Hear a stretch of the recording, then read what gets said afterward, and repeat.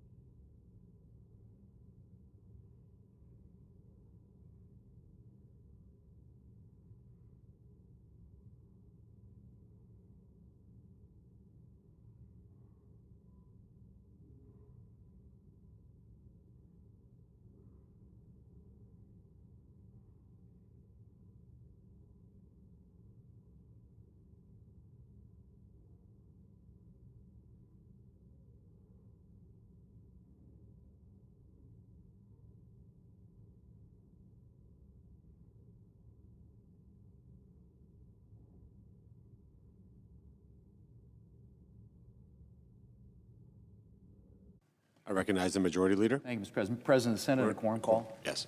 Mr. President, I ask unanimous consent the quorum call be suspended. Without objection. Mr. President, the Democrat leader was just talking about health care And obviously, there's been a lot of conversation around that here these past few weeks and months. In fact, the Democrats shut down the government for 43 days, the longest shutdown in history, allegedly over health care, although I think we all know that it was Trump derangement syndrome more than anything else that led to the government shutdown. But I would just say, because sometimes you have to kind of take a walk down memory lane to remind people that facts are stubborn things.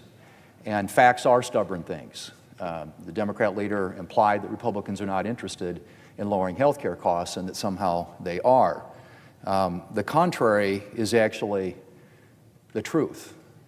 If you look at what has happened since the Obamacare exchanges went live over 10 years ago, health care premiums on the exchanges have gone up on average 221%. 221% increase, Mr. President, in health care premiums in the individual marketplace on the Obamacare exchanges. Now, you might ask, why is that? There are a lot of reasons behind it. When they put the law into place in the first place, it was flawed structurally, but then he referred to these so-called Biden COVID bonuses, which were the enhancements that the Democrats now want to lock into place. Now remember, this was done in 2021 with the Democrat majority, Democrat in the White House, under reconciliation. So there wasn't a single Republican who voted for these enhancements in the first place. But remember, they were enhancements designed to be responsive to the pandemic. They were COVID bonuses, only supposed to be temporary. And then in 2022, they extended them again and set them up to expire at the end of this year. This is a problem of Democrats making, Mr. President, pure and simple. And so to suggest for a moment that Republicans somehow aren't interested in lowering health care costs, when in fact it's Democrat policies that have led to the run-up, the rampant increase, 221% increase in premiums since the exchanges went live over 10 years ago. You find me anything else in our economy that's seen that kind of an increase over that same time period, Mr. President. That's a staggering increase. And the Biden COVID bonuses that were enacted with all Democrat votes in 2021 and then extended again in 2022 and are set to expire at the end of this year were again designed to be a response to a COVID emergency which no longer exists. So what has happened? They locked in the Biden COVID bonuses that are set to expire at the end of this year, and they expect Republicans now to bail them out. Well, frankly, Mr. President, Republicans are interested in things that will drive down and lower health care costs. The other thing they did in 2022, which is sort of interesting, is that the base Obamacare policies covered people up to 400% of the poverty level. Well, today that's about, for a family, covered by a government subsidy. And that is, in fact, the way that it worked prior to 2021. The Biden COVID bonuses took that cap off, Mr. President. There is no cap. No cap. And so now you have people making $500,000, $600,000 a year who are getting subsidies from the federal government to buy insurance. The other thing they did, Mr. President, they did away with, there's what's called $0 policies or $0 premiums. In other words, there are people out there who pay nothing for coverage. Their coverage is entirely covered by the federal government through the subsidy. Well, what that's done, and because the way the program structured, they structured it, is to provide the subsidies directly to insurance companies. This is called, falsely, a premium tax credit. It is not a tax credit. A tax credit would be something that would lower tax liability dollar for dollar after when you file your income taxes. This is a subsidy, a direct subsidy. And so you have literally millions of people, Mr. President, who have no idea they're covered because they aren't paying anything for it. And the insurance companies are getting the payment. So the insurance companies are incentivized to go out and auto-enroll all these people across the country. And so what you have today are literally millions of people, of the 23 to 24 million people who get their coverage in the exchanges. Millions of those have no idea that they are even covered because the insurance company is getting the subsidy, auto-enrolling them, which might explain why last year 40% of the people who get their insurance coverage through the exchanges didn't file a claim. Now, you could say maybe they're healthy, maybe they're younger. That's all partially true. But do you think 40% of the people in the exchanges didn't file a claim? I mean, think about that. That means there are literally millions of people out there, millions of people who don't know they have coverage. And the insurance companies are getting the payments and making bank at the expense of everybody else in this country. And those who are paying premiums, seeing those premiums go up, as I said, 221% since these exchanges went live 10 years ago. So, Mr. President, this is not something the Republicans, they blame the Republicans for the health care crisis. The health care crisis was created by Democrats with all Democrat votes in 2021 and then again in 2022, setting them up to expire at the end of this year. And with no income limits and $0 premiums and the subsidies going directly to the insurance companies instead of into the pockets of the American people. Now, there is a way better way to do this, but it's going to take cooperation from both sides to do that. And it seems to me, at least, Mr. President, what the Democrats would rather have than a solution is an issue. They want a political issue, and they want to blame Republicans. But you have to come back to the basic premise that facts are stubborn things. These are the facts. 2021, these Biden COVID bonuses went into effect, lifted the cap. So no longer there's no cap. So you can get unlimited amounts of income and still get coverage in the exchanges. $0 premiums. So some people are paying nothing. They're paying nothing for their health insurance premiums. And insurance companies who are incentivized to auto-enroll those very people, in many cases, those people have no idea they're covered.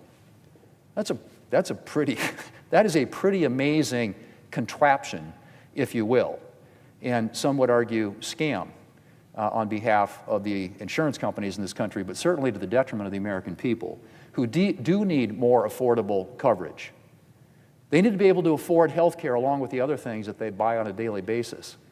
And people need access to health care in this country, Mr. President, and they need affordability when it comes to health care in this country. And so I would say, Mr. President, that there is a path forward here. It can't happen unless there are significant reforms. Because you can't have people who are making unlimited amounts of money being able to qualify for government subsidies in these exchanges. Nor should you have, in my view, people who pay absolutely nothing, not $1 for coverage, getting coverage, and insurance companies being incentivized because they get a subsidy for doing it to cover these very people who don't even know they're covered. That is a really, really bizarre business model. I mean, you couldn't make this stuff up. And now Democrats are saying, oh, we created this, but it's your problem. Please, please fix it.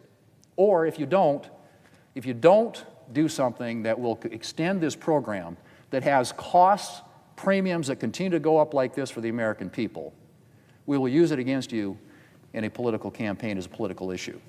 That is the state of play right now, Mr. President, which is why we need a solution, and a solution that brings us back to where the American people have options, where there are some sort of income limits, where there are people at least paying something for their coverage, where the insurance companies aren't being enriched at the expense of the American people, where the American people have choices and options to get the plan that they want that works for them and for their families. That's a business model that works. Competition, optionality, market forces, driving down prices, giving the American people more choices to buy the insurance they want at a price that they can afford. That, Mr. President, is a business model. The business model that we're operating under today was created by the Democrats, and now there's some expectation that somehow the Republicans are supposed to come here and fix the problem that they created. So, Mr. President, let me get back to my remarks here and start by saying that last month, the incoming mayor of New York City, who's a leading voice in today's Democratic Party, promised New Yorkers, and I quote, "We will prove that there is no problem too large for government to solve and no concern too small for it to care about." No problem too large, no concern too small for government to get involved. That was the quote, Mr. President. Mr. President, that's a dangerous way of thinking. It's a license for government growing unbounded. And it's a recipe for expanded bureaucracy and greater frustration for Americans who are just trying to live their lives. But growing government is the driving philosophy of the Democratic Party. And you can just look at the Biden years. We had the federal government mandating masks for 2-year-olds outside, not in a building, outside, for 2-year-olds. The EPA regulating puddles and saddling farmers and ranchers with massive compliance costs, something that we experienced in my state of South Dakota. Electric vehicle mandates. If they'd had their way, by next year, Mr. President, 35% of the vehicles on the highway would be EVs. 35%. You know what that number is today? It's about 10, 11, maybe 12. There's no way. No way that could have been complied with. And a reckless tax and spending spree that caused a years-long inflation crisis. Inflation got up the double-digit range, Mr. President, something we haven't seen in several decades. Mr. President, Republicans have spent the last year cleaning up from the consequences of Democrats' big government philosophy. President Trump has repealed a number of burdensome regulations and rules. And here in Congress, we've used the Congressional Review Act to repeal rules, regulations, and mandates that were creeping into seemingly every facet of Americans' lives. That includes 4 separate rules on appliances. That's right. Last year, appliances became the latest focus of Democrats' radical environmental agenda. One rule applied expensive, unnecessary new standards to commercial fridges and freezers, the kind used in restaurants and grocery stores.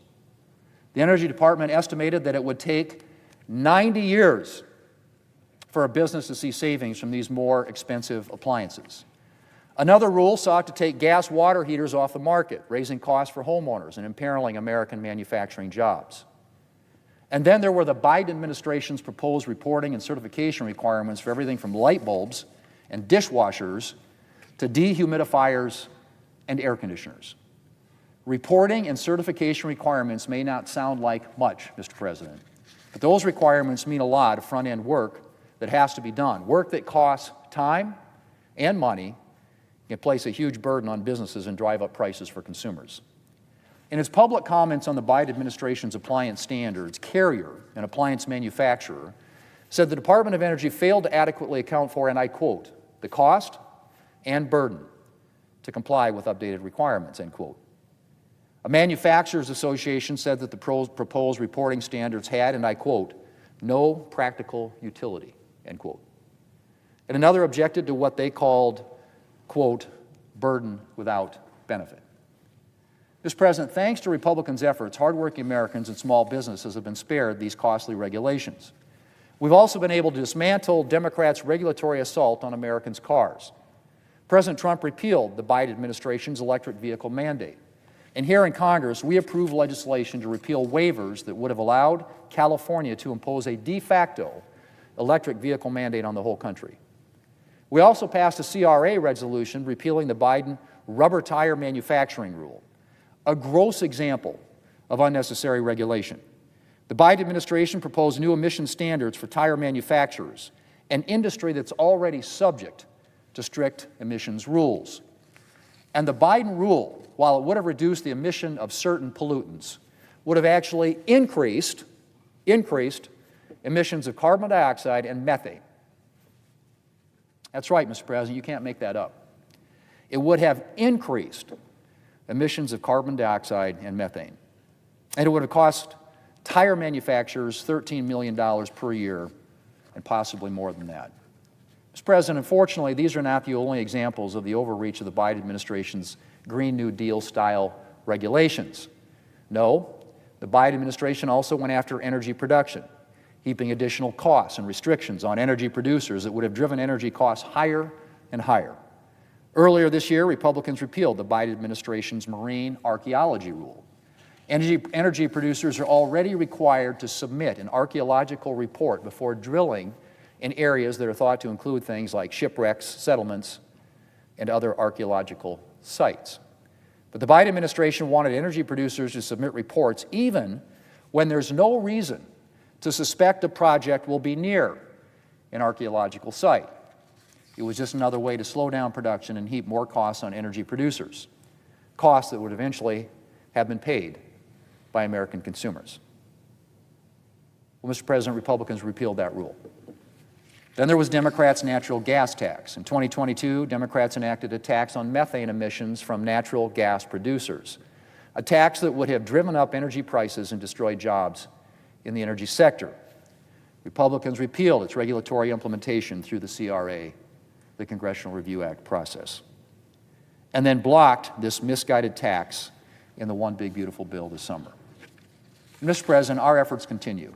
A few weeks ago, the Senate passed a resolution blocking the Biden administration's restriction on energy development in the National Petroleum Reserve in Alaska, an area established specifically for the purpose of providing the United States with energy resources. The Biden administration tried to close a significant portion of it. But when President Trump signs this resolution and repeals these restrictions, we will once again be able to leverage these abundant natural resources for the benefit of the American people. Mr. President, regulations have consequences. Democrats may believe there is nothing that couldn't be improved by a little government intervention. But Republicans, and I think the American people, know what too often happens when government decides to get involved. As President Reagan said 40 years ago, and I quote, "The 9 most terrifying words in the English language are, 'I'm from the government, and I'm here to help,'" end quote. When I'm talking to business owners in South Dakota, I often tell them to let me know how we can help, even if that means getting out of the way. And, Mr. President, that's often the right answer. While some regulations are necessary, too often regulations do more harm than good. And regulations mean costs, costs that are almost always passed on to the consumer.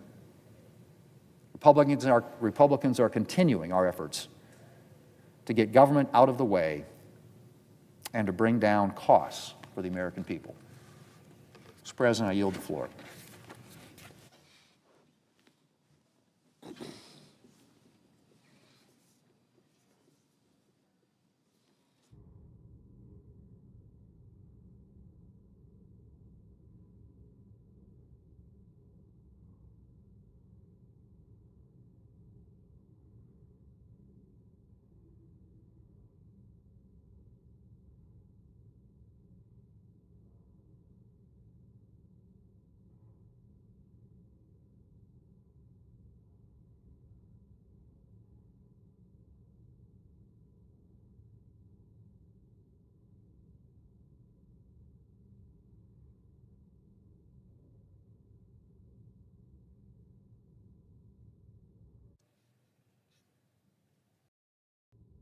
President. I recognize the Majority Whip. Thank you, Mr. President. Mr. President, each year I look forward to spending Thanksgiving with Wyoming men and women in uniform who are serving overseas. I had the privilege of doing it again this year. This Thanksgiving, I was with Wyoming Airmen at Ramstein Air Force Base, which is in Germany. These young men and women came from Casper, Cheyenne, Riverton, serving our nation. They're doing an outstanding job. Their work in supporting the missions in Europe, in Asia, and in the Middle East. They're a long way from home, 8 time zones away from Wyoming, away from family, away from friends, away for the holidays. And I go every year, wherever I can find Wyoming troops, to thank them for their service, to thank them for their commitment, to thank them for what they do to keep us safe and to keep us free, and the sacrifices that they're making. And I also want them to know that the people at home are thinking about them and know that they're a long way from home and caring for all of us. To me, they're heroes. They wear the uniform not for their safety, but for ours. And we see it abroad, and we also see it at home. What we've seen at home is since August, National Guard troops have been deployed right here in Washington, D.C. As a result, Washington, D.C. is safer for residents and for visitors, for people who come from your state and from mine who want to come and see the nation's capital. What we've seen since this has begun is the number of murders, rapes, and robberies has fallen dramatically. Tragically, just one day before Thanksgiving, 2 members of the National Guard were targeted. It was an ambush attack, and it happened just blocks away from the White House. It was an act of terrorism. The act was not only on our National Guardsmen, it was on our entire nation. One of the service members, Sarah Beckstrom, well, she was an Army specialist from West Virginia. She died on Thanksgiving Day. She was only 20 years old. The other is Andrew Wolf. He's a staff sergeant in the Air Force, also from West Virginia, 24 years old. He remains hospitalized in critical condition, fighting for his life. And we join all Americans in praying for them and their families. The terrorist who attacked them was an Afghan national. He's one of tens of thousands of Afghans who were flown into our country following Joe Biden's disastrous withdrawal from Afghanistan. We now know for a fact that thousands of these individuals were not properly vetted. I specifically questioned Joe Biden's Secretary of State, Anthony Blinken, here in the Senate about this, and I questioned him under oath. And under oath, he testified, Joe Biden's Secretary of State, that, quote, most of them were not vetted. Didn't matter to Joe Biden. He waved them all into our country. Republicans warned repeatedly that bringing people without proper clearance from a war-torn country was a major national security risk. The negligent Biden administration ignored the warning. In 2021, 13 American heroes were killed in the botched withdrawal from Kabul, Afghanistan. One of them was Wyoming's own Riley McCullum. He embodied the best of Wyoming. He was a Marine. He joined the Marines on his 18th birthday. I spoke at his funeral. He was Wyoming's wrestling champion. He was about to become a father. He was just 20 years old when he died. He was the same age as Sarah Beckstrom from West Virginia.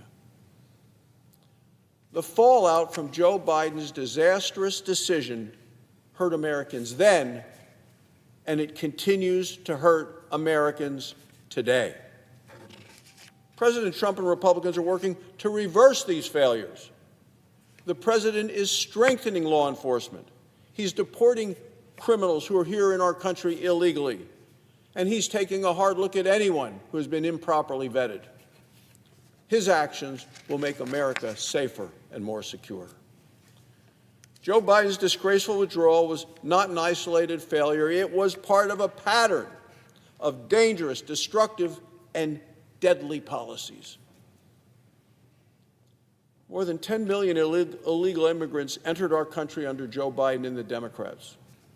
Millions more are known gotaways. They are individuals who were seen by the Border Patrol but never charged,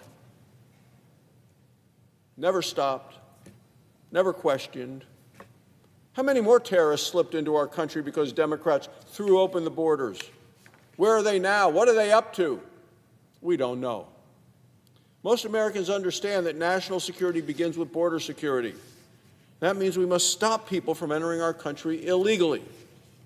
It means we must ensure dangerous individuals do not enter our country even through legal means. And it certainly means we must remove dangerous criminals who are in the country today. As the Trump administration recently warned, mass migration poses an existential threat to Western civilizations. So what do the Democrats think? Well, on Sunday on Face the Nation, CBS asked the junior senator from Virginia if the vetting process should be strengthened after the shooting. Now, that's exactly what President Trump is doing.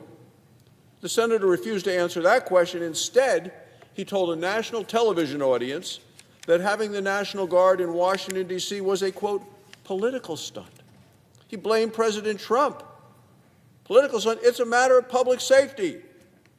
President Trump is the one who is protecting American citizens from terrorist attacks, attacks like the one witnessed last week just in front of the White House.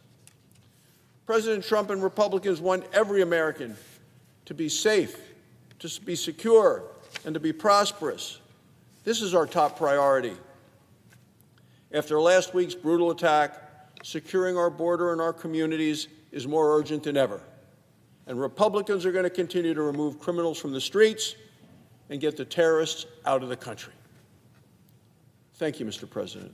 I yield the floor.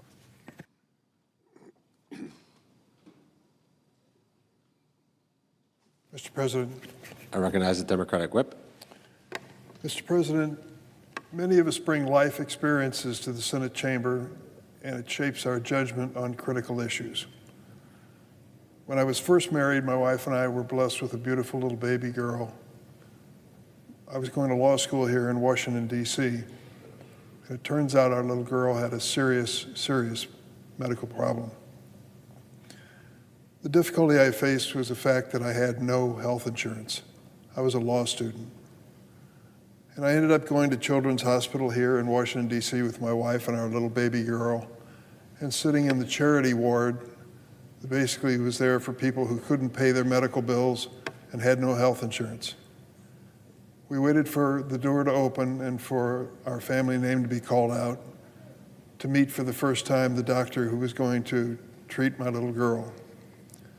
I never felt more helpless in my life as a father to have that baby with that medical problem and to have no health insurance. I'm sure that colored my judgment the rest of my life in my service of over 40 years in Congress. I have always voted to give families a better chance of having health insurance. Having lived without it, I value it so much.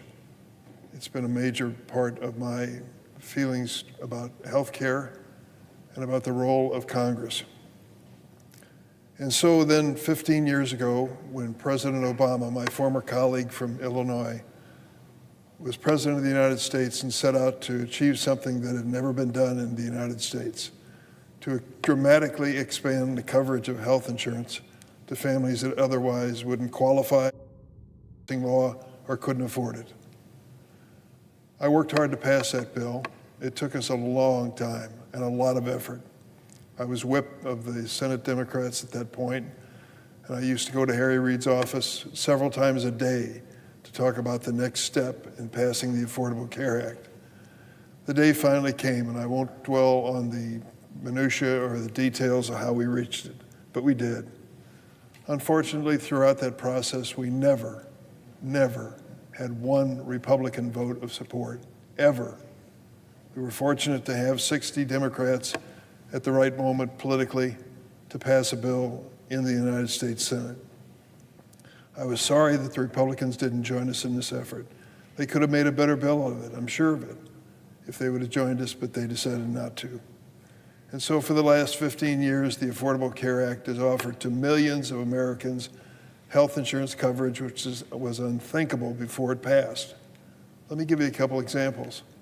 There was a time when health insurance plans in the United States before the Affordable Care Act didn't cover mental health issues or addiction issues. You think to yourself, well, those are serious issues. They affect people's health. Why wouldn't they cover it? Because they're expensive, and they didn't want them.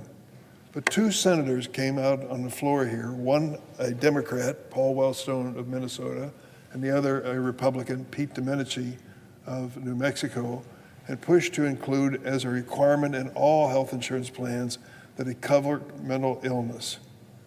I supported that. My family, like most families, has a story to tell when it comes to mental illness, and I viewed it as an issue of health, not an issue of a curse that a person has to try to outlive. So we included it, and thank goodness we did. Not only did mental illness have health insurance coverage, but the addiction problem did as well, just at the time we entered into the opioid addiction, which swamped the United States and needed this kind of a response in Congress. That was one thing. The second thing, before the Affordable Care Act, if you had any history of any illness, coverage would be excluded for that illness when you got your health insurance plan. So most plans were worthless for people who came into the market looking for health care coverage if they had any history whatsoever. That was eliminated, and I'm glad it was. We also extended health insurance coverage for children of families to age 26. The belief was simple. When your child, your son or your daughter graduates college and starts looking for a job, they may not have luck at the outset and may not have a full-time job when they finally do find employment. And they probably, in those days, had no health insurance offered to them as part-time employees. So we let young people stay under their family health insurance plan until they reach the age of 26. Those are the types of things that have been decried by many Republicans as socialism. Too much government, too much regulation. But it meant that the health insurance market was actually worth something to families who otherwise were excluded from it or found it too expensive. As I said, we passed that major legislation 15 years ago, roughly 15 years ago, at a time when not a single Republican would support it. Now we're back into a period, and I listened closely to the Republican leader this morning, where we're asking, what are we going to do moving forward? Here's the problem. For those people who had limited income, health insurance was beyond their reach. And so we offered a tax break, a tax credit for people to help pay their health insurance premiums. Otherwise, they were too expensive. That health insurance tax credit helped millions of American families afford health insurance, and we moved forward. But there came a time when the Republicans had a chance, and with their own majority, to address the Affordable Care Act, and they started eliminating that health insurance credit. As a consequence, many families, 24 million, we believe, nationwide, face the prospect that their health insurance premiums are going to be too high, increase dramatically beyond their reaches and family income. And that's exactly what's happening. Families across America who qualify for the Affordable Care Act health insurance tax credit are learning that their health insurance premiums are going up dramatically. I received letters and contacts from people in Illinois, which I'll put in the record in just a moment here. But Senator Thune, who is a friend, and the Republican leader of the Senate came to the floor this morning and pointed to two areas that he thinks need to be changed in the Affordable Care Act. One of them is whether your income level should be taken into consideration for the tax credit, and I believe it should, and he does too, I think. I don't want to put words in his mouth, but that's what I understood him to say this morning. And secondly, that there are zero premium policies that are being taken advantage of by some unethical people. I think those are two legitimate areas of debate. I want to offer, as a Democratic senator, my good offices and personal effort to try to fix those two problems if it means we can come together and restore tax credits for families that otherwise cannot afford their health insurance premiums. We're going to have a chance to do it, and it was Senator Thune who created that chance. He said the Democrats could offer a basic bill to improve the system, which I'm sure we will, and I hope that the Republicans may offer amendments to it or may have their own approach that we can debate leading into it. The problem is we have precious little time. It's supposed to be done before December the 12th, and that's only a few days away. And some of these changes are significant. We ought to take a little time to make sure we get them right. So I'm just saying as an offer, and I hope that the American people follow this closely, this Democrat, and I'm sure others as well on my side of the aisle, will sit down with Senator Thune to try to address the problems that he has raised this morning. There are legitimate concerns. We may see them a little differently, but let's discuss it. Let's do something we hardly ever do in the United States Senate anymore. Let's legislate. Let's do it on a bipartisan basis. They don't have 60 votes on their side of the aisle, nor do we.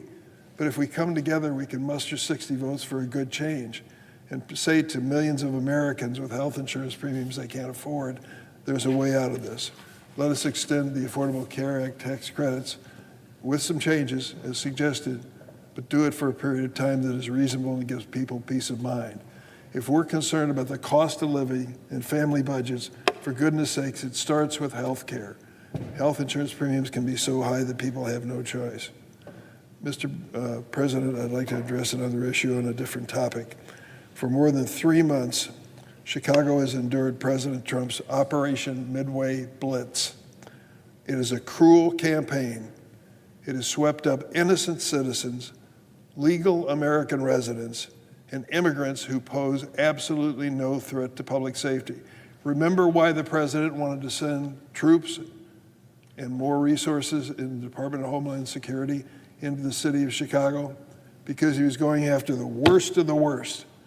He was going after terrorists, murderers, rapists, the criminally insane who somehow got into this country, and he was going to make it safer by going after them.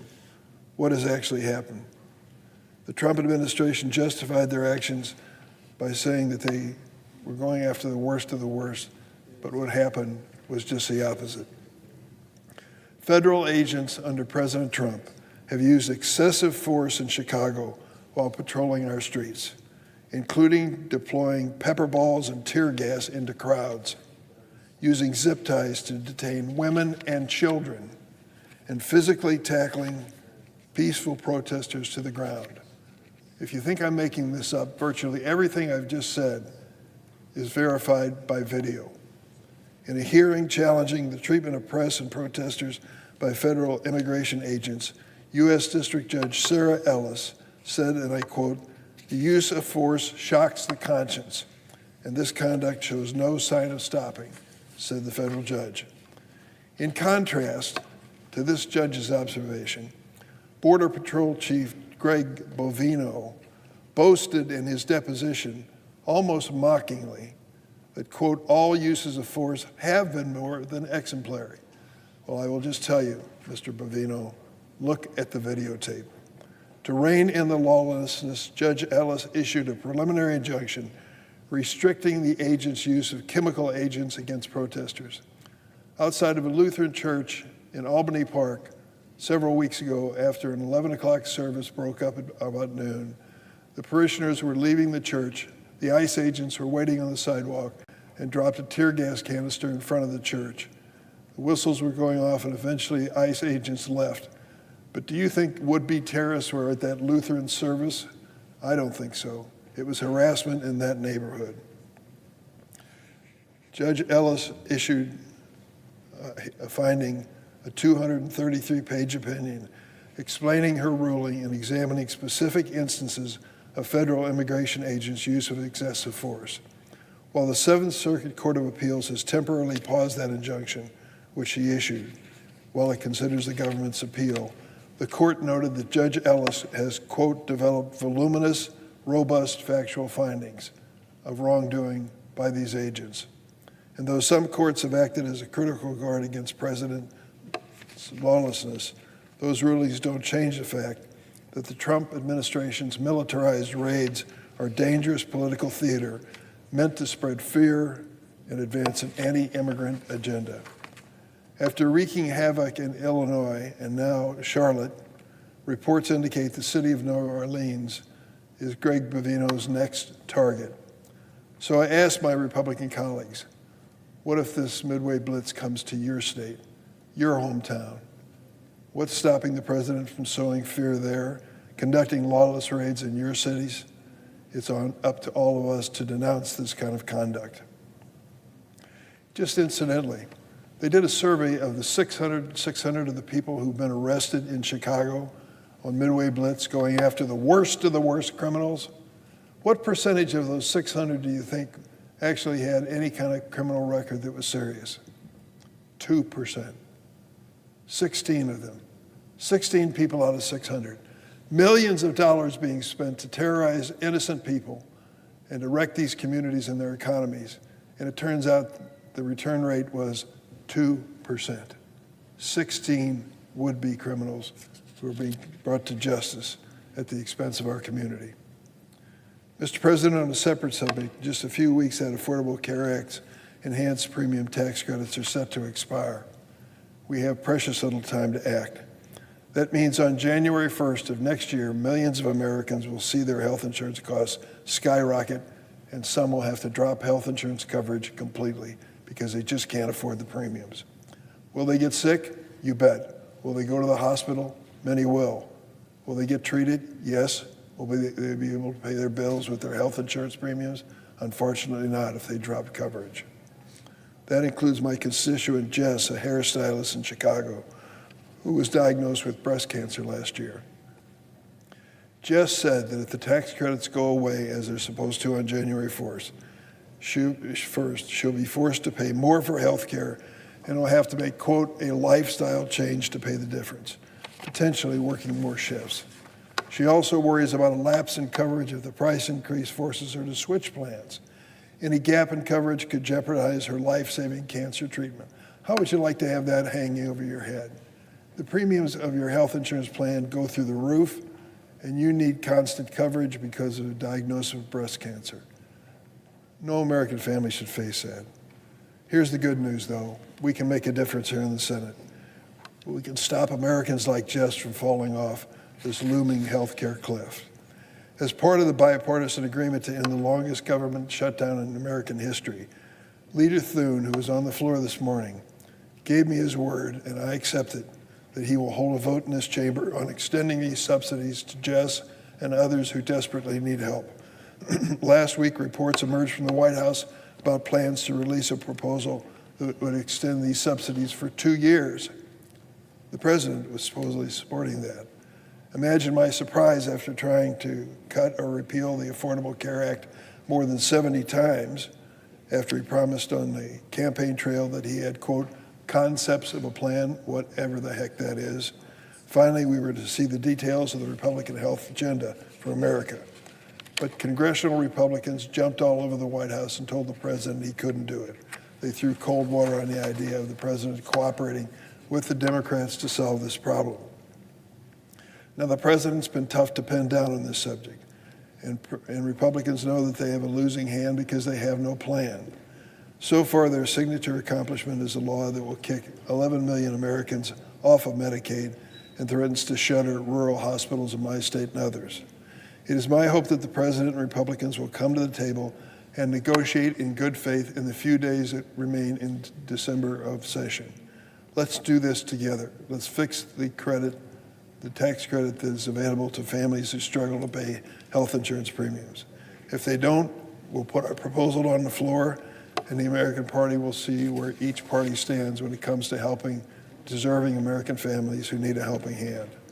If our offer on the Democratic side is rejected, the American public will know with every paycheck, with every prescription, with every hospital bill, which party stood on their side and which party didn't. This time to make a good faith effort on a bipartisan basis is now. Just 13 days from now is the deadline to enroll or change plans before the first of the year. Before and during the shutdown, my Republican colleagues argued that there was plenty of time to craft a fix before the subsidies expired. Well, the clock is ticking, and we need to act on a bipartisan basis. When I voted to end the government shutdown, it was controversial, but I said I would not wage a political strategy at the expense of my neighbor's paycheck or food for his family. I meant it. But I, too, cannot sit idly by while 20 million Americans go without gas or groceries in order to pay their health insurance premiums. This is a question of fundamentals. Will you be able to afford the health care you and your family need? Let's get this done on behalf of every American in red and blue communities alike. I yield the floor. President. Senator from Maine. Mr. President, I ask unanimous consent to waive the mandatory quorum call with respect to the Freeman nomination. Without objection. Thank you, Mr. President. Mr. President, I rise today to introduce the Improving Access to Workers' Compensation for Injured Federal Workers Act. I'm pleased that my colleague from Connecticut, Senator Blumenthal, is my lead co-sponsor on this bill. Our bipartisan bill would allow physician assistants and nurse practitioners to certify disabilities and oversee treatment for federal workers with injuries or illnesses that occur on the job when doing so is consistent with the scope of their practice under state law. Mr. President, civil servants bring dedication, competence, and experience to their work, and this proposal affords them greater choice over their own health care in the event that they suffer a work-related injury or illness. Federal employees can already select a PA or an NP as their primary health care provider within the Federal Employees Health Benefits Program. However, and inexplicably, the Federal Employees Compensation Act permits only a physician to make the diagnosis, certify the injury and the extent of the disability, and to oversee the patient's treatments and care when a federal employee is injured on the job.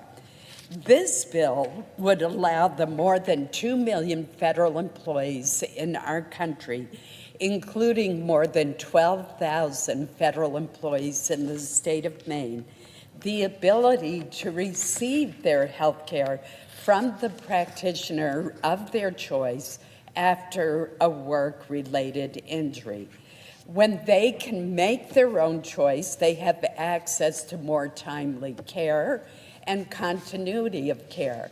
They are also having the decisions about their health care and the extent of their disability or illness made by their primary care physician who knows them best, who understands their health care history.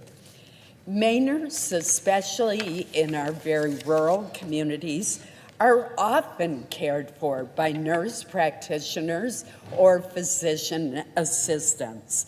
They act as their primary care providers. Let me give you an example. Jackie Carter and Corrine Malafont are two nurse practitioners with a primary care practice in Orland, Maine. They have described the challenges they face when they treat federal employees.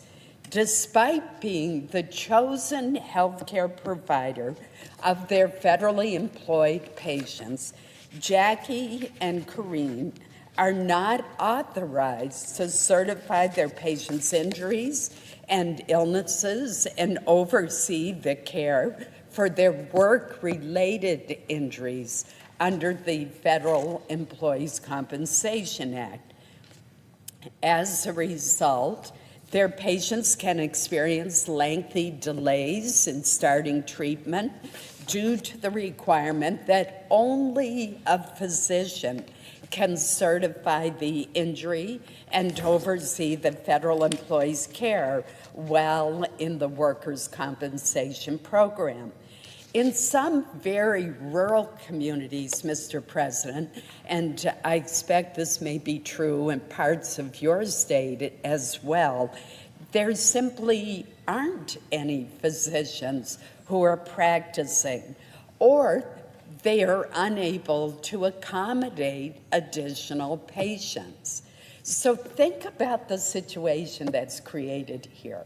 A federal employee who has a primary care provider who is a nurse practitioner or a physician assistant is injured on the job. But instead of immediately being able to go to this primary care provider, they have to wait until they can get in to see a physician who may be miles away and unable to see them quickly, a physician who does not know their history, and they can't proceed with getting the federal employees' benefits and health care treatments that they need to get well and return to work. That just makes no sense in rural America today. It is important to emphasize that this bill defers to state law. It would not expand the scope of any practice. Instead, it would simply remove a barrier that prevents dedicated healthcare professionals from practicing as their state permits them to do. NPs and PAs already provide a significant amount of health care to injured federal employees. But within the Federal Employees Compensation Act, while they are not currently authorized to certify injuries and oversee patient treatment, they are authorized to treat injured federal employees and be reimbursed for their services, but only in cases where a physician has first certified the injury and continues to oversee the treatment. That's redundant, it causes delays, and it does not make sense. Federal programs have long recognized the importance of nurse practitioners and physicians' assistants, yet the Federal Employees Compensation Act is an outlier in the restrictive nature of the program when it comes to NPs and PAs and their patients.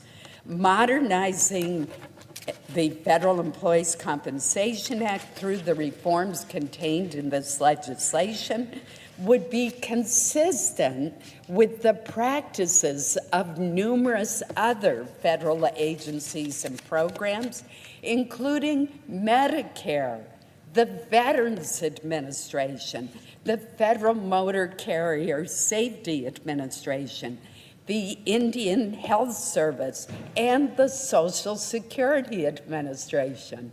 They don't create this additional barrier. In rural communities, NPs and PAs may well be the only provider within a reasonable distance. Delaying the certification of injuries or illnesses for federal workers means delays in their care. And the longer those delays take, the longer before they can get the treatment they need to return to their jobs. I also want to note that this bill would not increase federal spending. The Congressional Budget Office has found that this bill would have an insignificant net effect on direct spending, reasoning that while it may increase access to care for injured federal employees, it would be offset by enabling them to return to work more quickly and to continue to serve the American people. Mr. President, passage of the Improving Access to Workers' Compensation for Injured Federal Workers Act is a winner across the board. It simply makes common sense. It provides our dedicated federal employees with additional health care options when they need it most. It allows NPs and PAs to share the knowledge they already have about their patients and treat their illnesses and injuries that are work-related in a timely fashion. I urge all of my colleagues to join Senator Blumenthal and me in supporting our bill. Thank you, Mr. President. The youthful junior senator from West Virginia. Youthful, I like that. I ask unanimous consent to complete my remarks prior to the scheduled roll call vote. Without objection. Thank you, sir. Well, I would just tell everyone just this, all those up in the gallery, everybody. I'm probably going to need your prayers to get through this. because we have had something happen in the small but great state of West Virginia that absolutely is tragic beyond belief. I mean, look at these two young, beautiful people. We've lost Sarah, haven't we? And Andrew is just clinging for his life. West Virginia is really hurting, really hurting. Our National Guard's really hurting.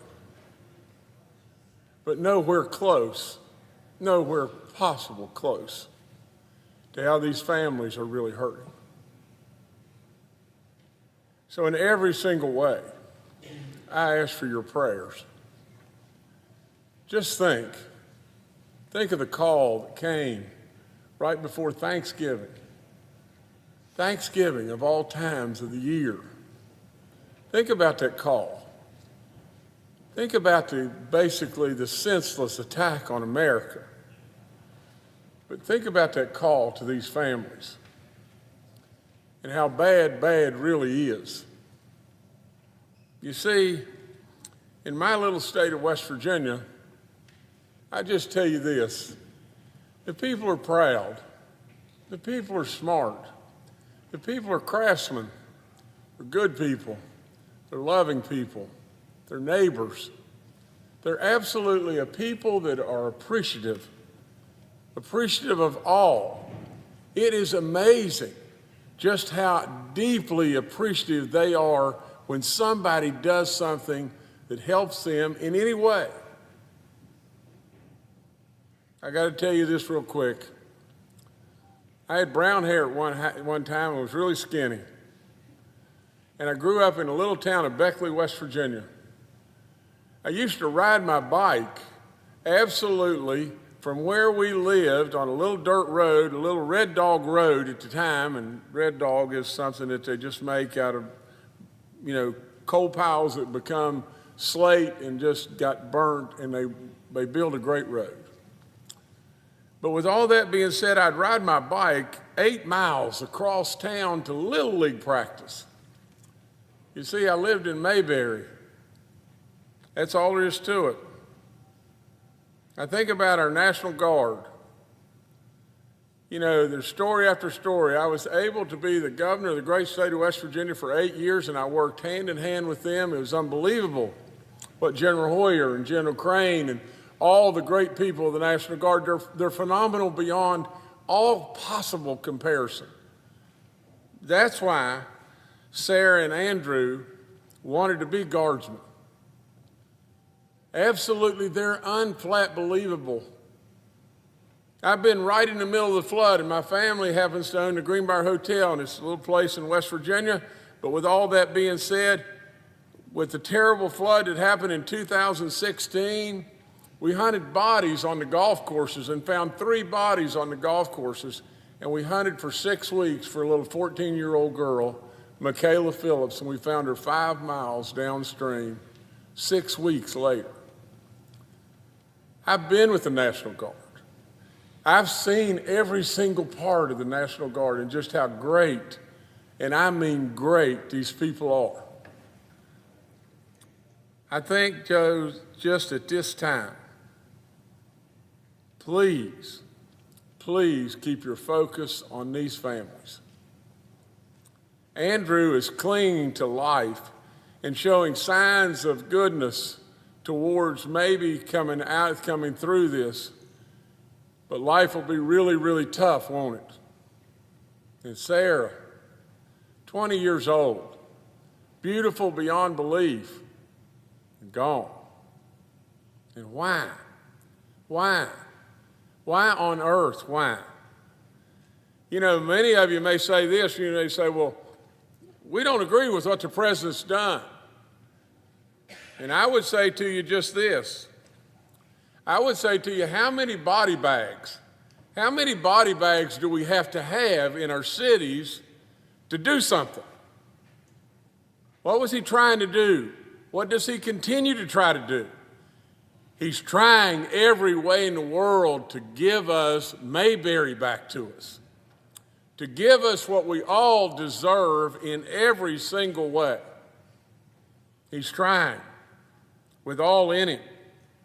My little town of Beckley, West Virginia, now has turned into, in many ways, not a great place from the standpoint of crime. If you ask Jim Justice this, if you said to Jim Justice, well, you know, I tell you what we've got 3 Canadian mounted police that can come to Beckley, West Virginia and can really make a difference. They can really help. Who would turn that down? Who would say, no, we don't want to do that? No, we don't want to do that because that's going to infringe on somebody or whatever it may be. Do you not realize every day that goes by it gets worse? We got to do something. I would say, if this isn't the answer, then you fix it. Because we want to be Mayberry. We deserve to be Mayberry. Last thing I'd say is just this. America, please listen to me and listen now. What in the world's happened to us? What in the world has happened to us? Is the next thing you don't have enough deadbolts or locks on your front door of your house or your back door? Are we going to absolutely lock our bedrooms when we go to bed at night? Because we'll put locks on that too.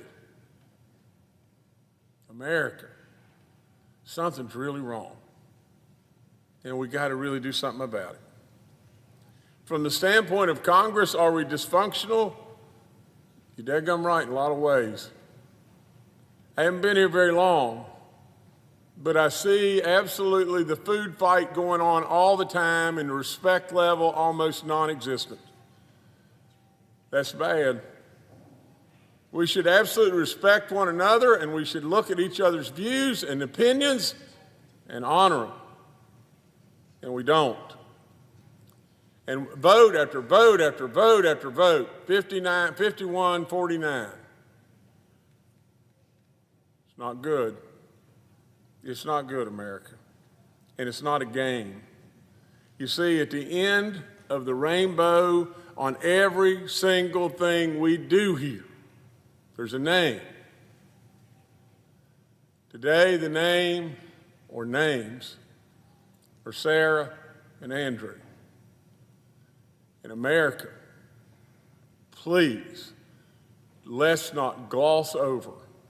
Let's absolutely let them have the opportunity to be a change of who we are. Think about what they've given. Think about how many are hurting. Absolutely, first and foremost, again, I ask for your prayers for these great, great, great young people and their unbelievable families. God bless each and every one of them. And God bless this great nation. And let's do something about it. Absolutely, let's let them change America. Don't forget them. Don't forget them no matter what you do. Don't ever forget them. Mr. President, I yield.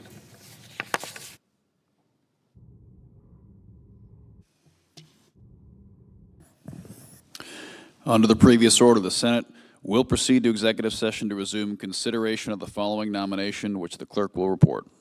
Nomination, the Judiciary, David A. Bragdon of North Carolina, to be United States District Judge for the Middle District of North Carolina.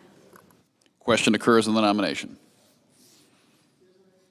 Is there sufficient second? It appears to be. Clerk will call the roll. Ms. Alsobrooks, Ms. Baldwin, Mr. Banks.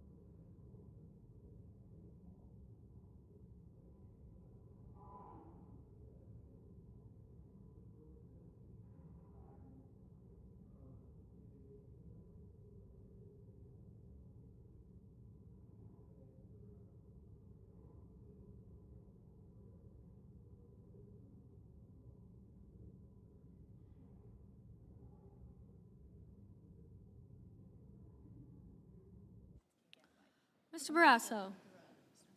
Mr. Bennett. Mrs. Blackburn. Mr. Blumenthal. Ms. Blood Rochester. Mr. Booker. Mr. Bozeman. Mrs. Britt. Mr. Budd. Ms. Cantwell.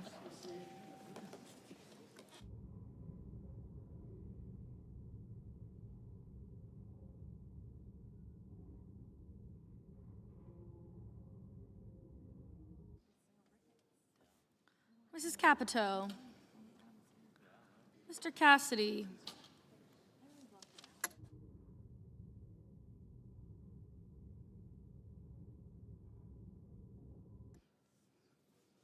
Ms. Collins. Mr. Coons. Mr. Cornyn. Ms. Cortez Masto. Mr. Cotton. Mr. Kramer. Mr. Crapo. Mr. Cruz. Mr. Curtis. Mr. Daines. Ms. Duckworth. Mr. Durbin. Ms. Ernst. Mr. Fetterman. Mrs. Fisher.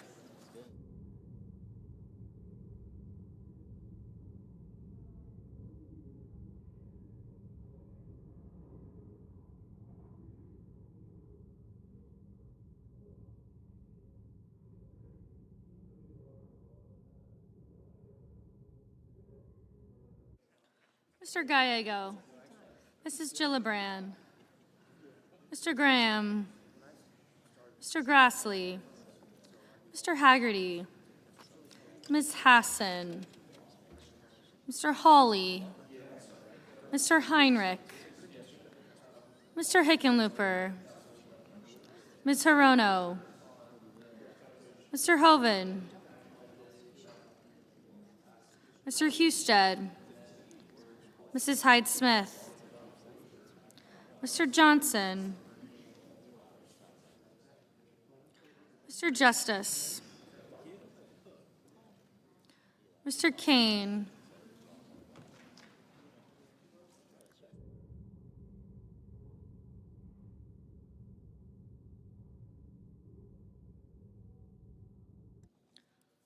Mr. Kelly. Mr. Kennedy. Mr. Kim. Mr. King. Ms. Klobuchar. Mr. Langford. Mr. Lee. Mr. Lujan. Ms. Lummis. Mr. Markey. Mr. Marshall. Mr. McConnell. Mr. McCormick. Mr. Merkley. Mrs. Moody. Mr. Moran. Mr. Marino. Mr. Mullen. Ms. Murkowski. Mr. Murphy. Mrs. Murray. Mr. Ossoff. Mr. Padilla. Mr. Paul. Mr. Peters. Mr. Reed. Mr. Ricketts. Mr. Risch. Ms. Rosen. Mr. Rounds. Mr. Sanders. Mr. Schatz. Mr. Schiff. Mr. Schmidt. Mr. Schumer. Mr. Scott of Florida. Mr. Scott of South Carolina. Mrs. Shaheen. Mr. Sheehy.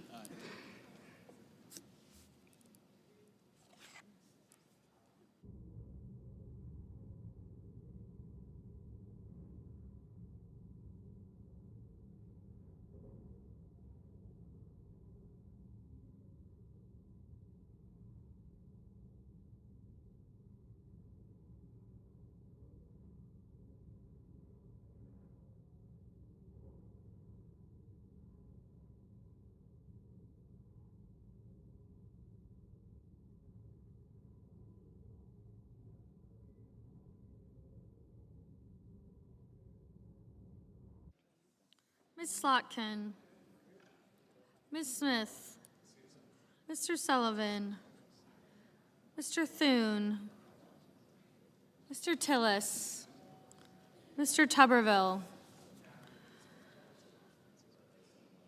Mr. Van Hollen, Mr. Warner, Mr. Warnock, Ms. Warren, Mr. Welch, Mr. Whitehouse, Mr. Wicker, Mr. Wyden, Mr. Young.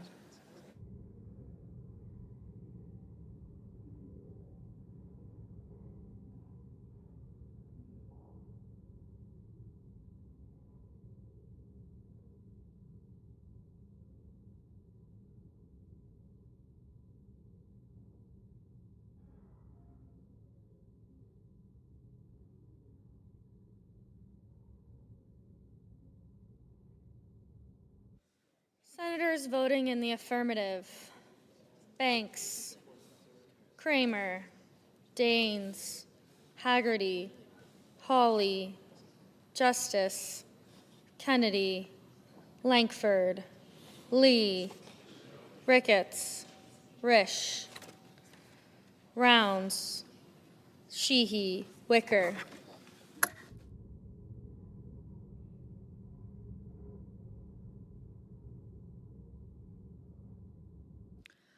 Senators voting in the negative: Cantwell, Peters, Reed, Schatz, and Warner.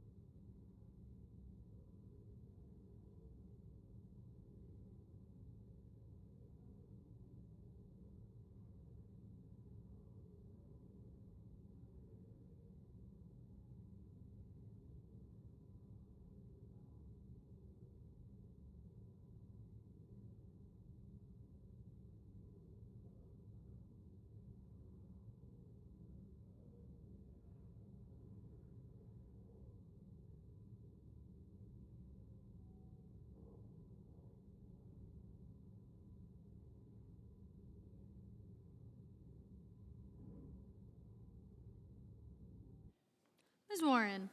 Ms. Warren, no. Ms. Baldwin. Ms. Baldwin, no.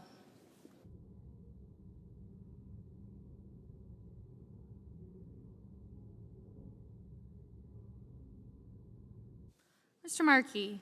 Mr. Markey, no.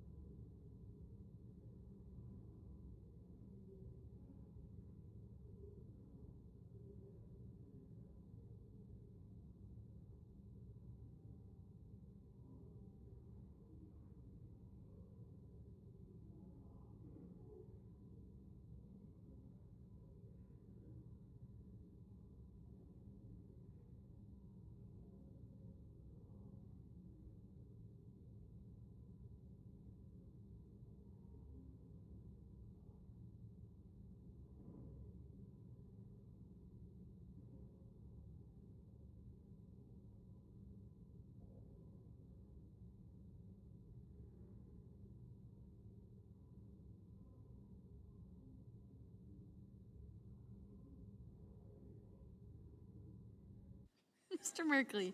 Mr. Merkley, no. Mr. Scott. Mr. Scott of South Carolina, aye.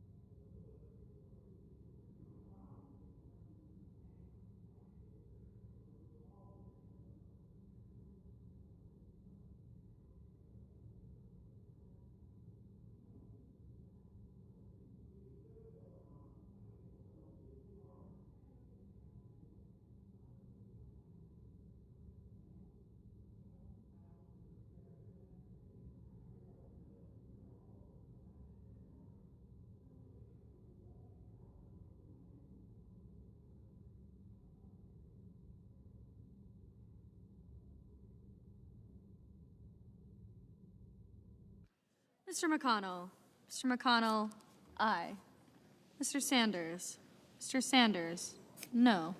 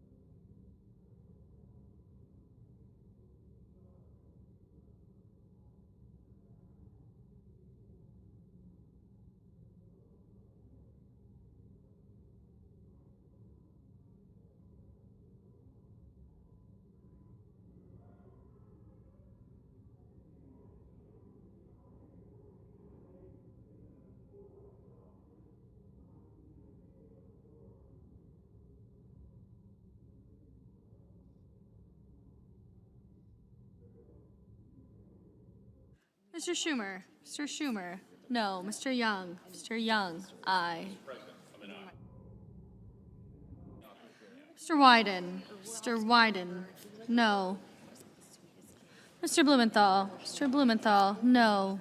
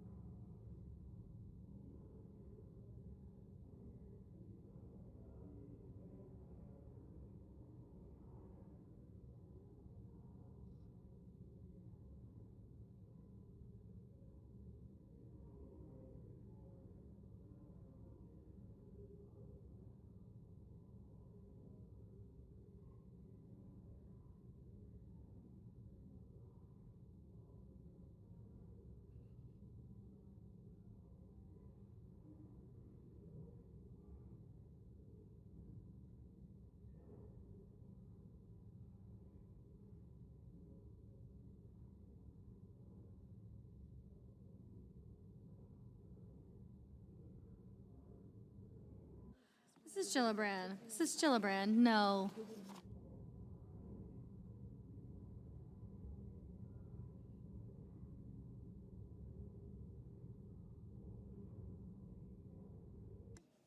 Mr. Murphy. Mr. Murphy. No.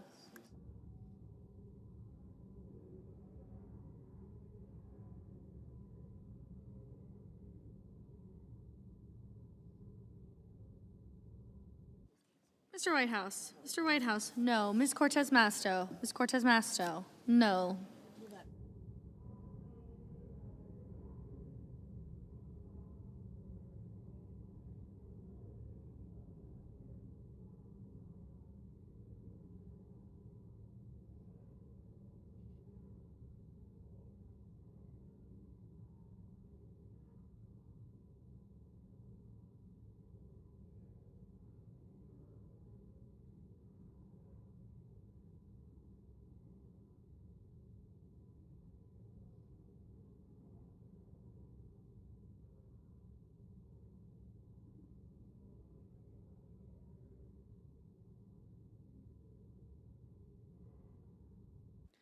Mr. Marshall. Mr. Marshall. Aye.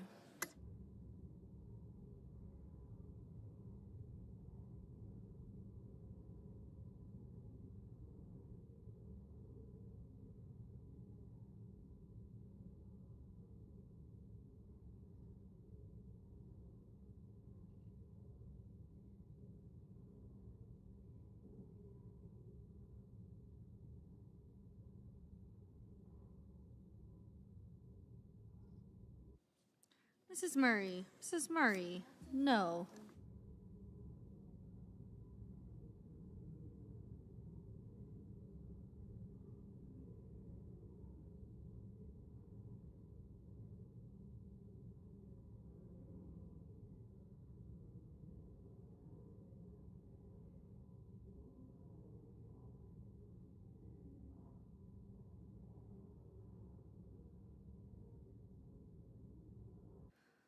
Mr. Curtis. Mr. Curtis. Aye.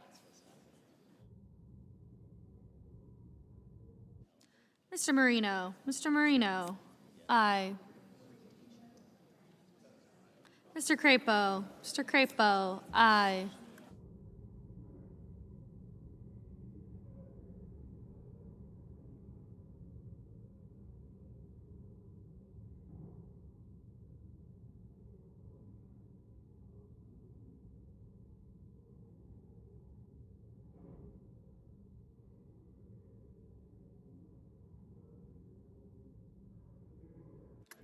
Mr. Cornyn. Mr. Cornyn. Aye.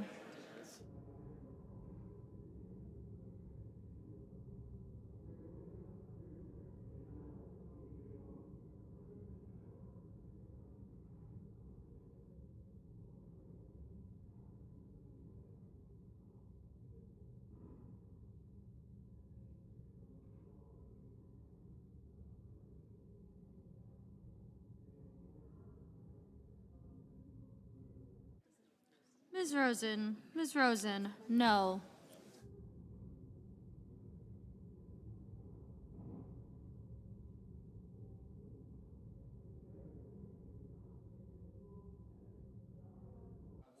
Mrs. Capito, aye. Ms. Hassan, no. Mr. Mullen, aye.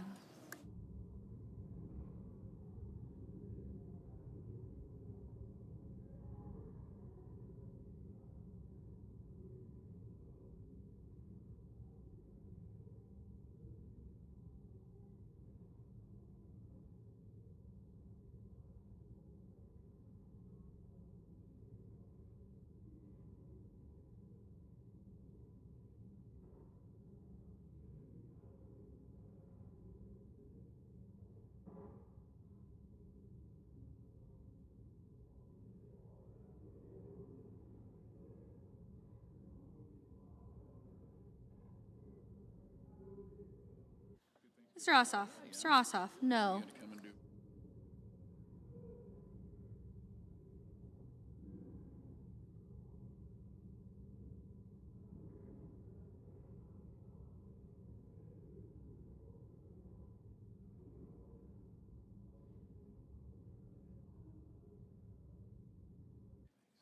Mr. Booker, no.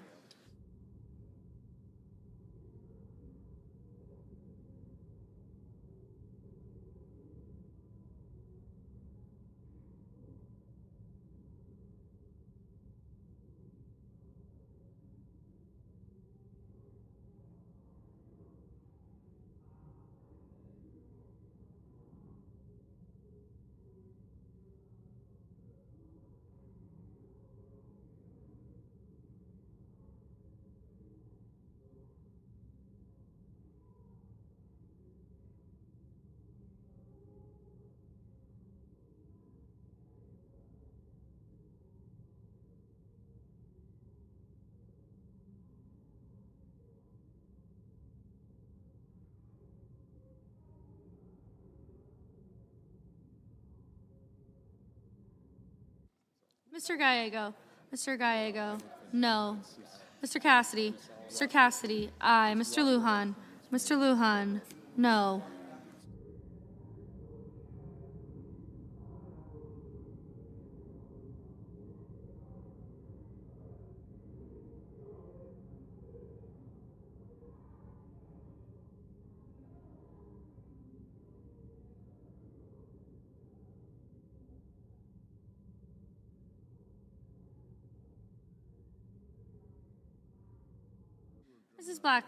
Mrs. Blackburn, aye.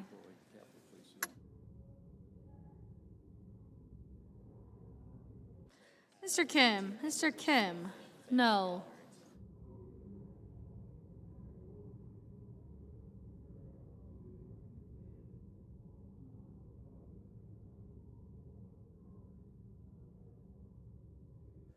Mr. Heinrich, no.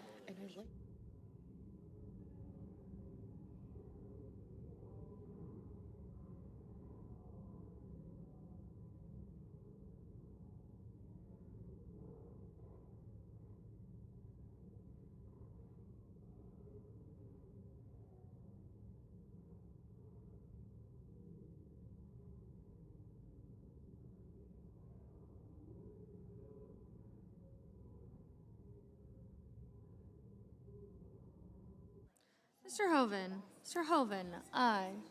Mr. King, no.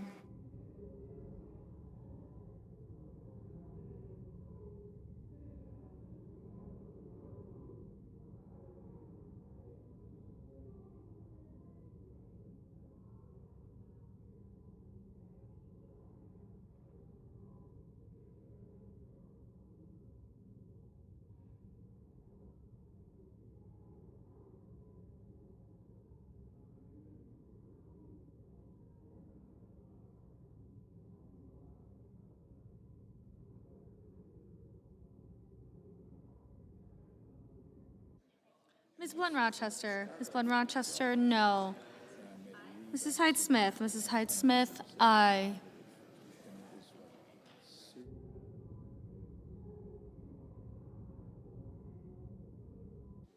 Ms. Murkowski, aye. Mr. Cotton, aye. Mr. Hickenlooper. Mr. Hickenlooper. No. Mr. Barrasso. Mr. Barrasso. Aye.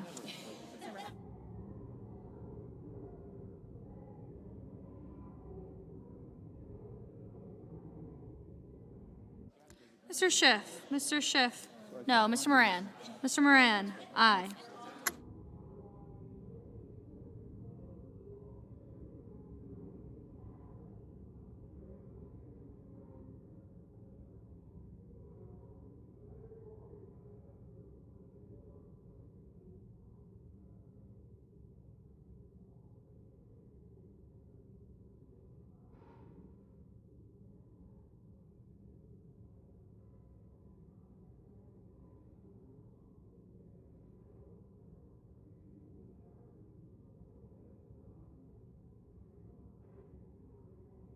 Mr. Warnock. Mr. Warnock. No.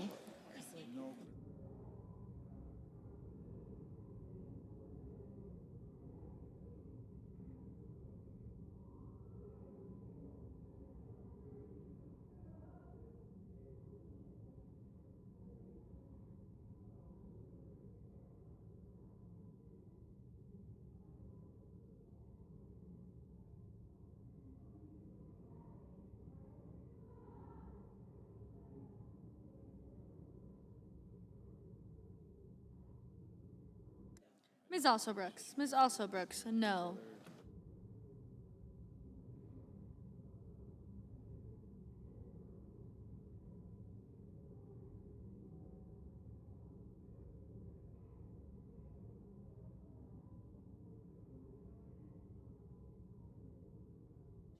Mr. McCormick. Mr. McCormick. Aye.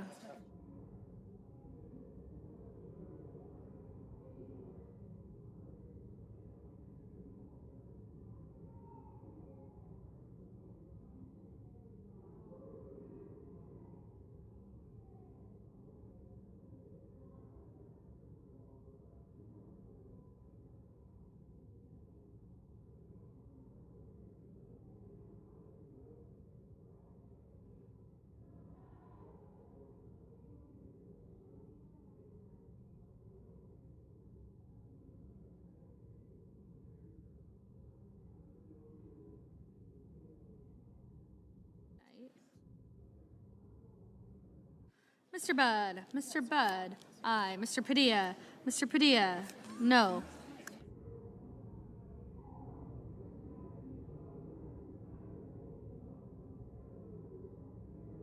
Mr. Johnson. Mr. Johnson. Aye.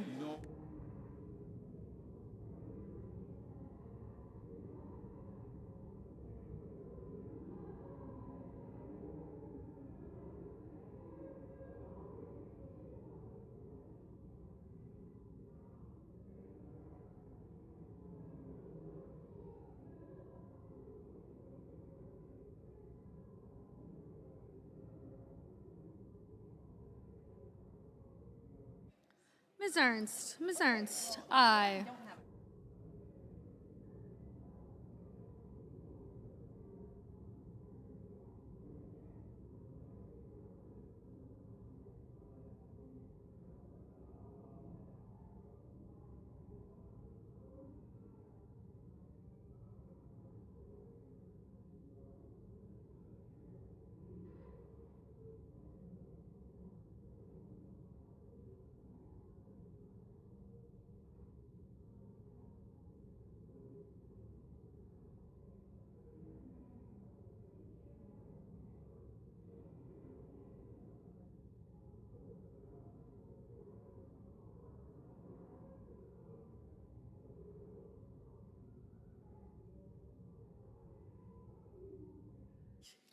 Mr. Scott. Mr. Scott of Florida. Aye. Mrs. Britt. Mrs. Britt. Aye.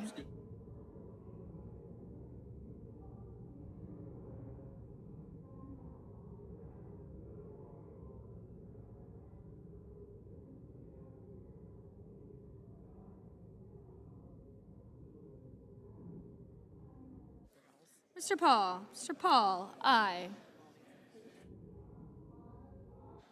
Ms. Lummis. Ms. Lummis. Aye. No. Mr. Bennett. Mr. Bennett. No.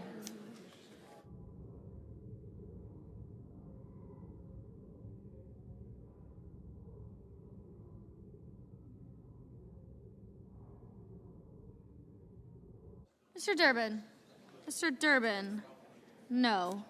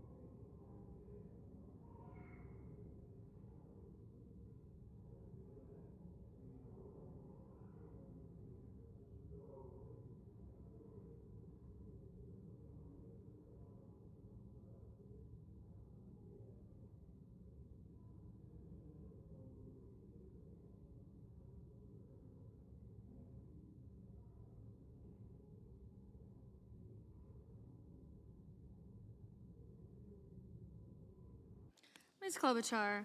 Ms. Klobuchar. No. Mr. Sullivan. Mr. Sullivan. Aye.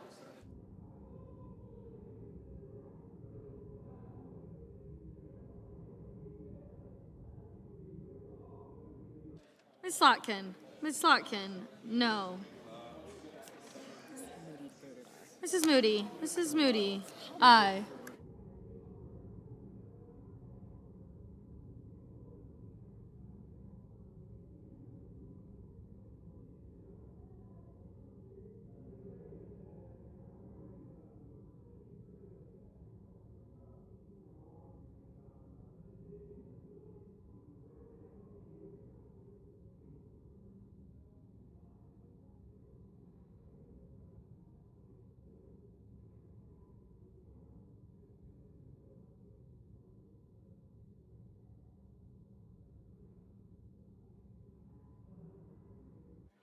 Ms. Collins. Ms. Collins. Aye.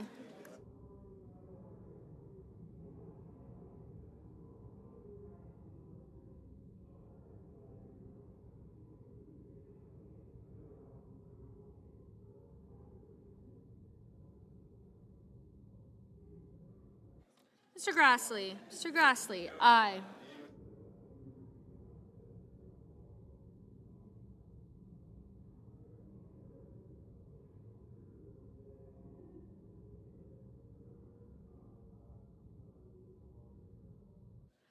Ms. Smith. Ms. Smith. No. Mr. Husted. Mr. Husted. Aye.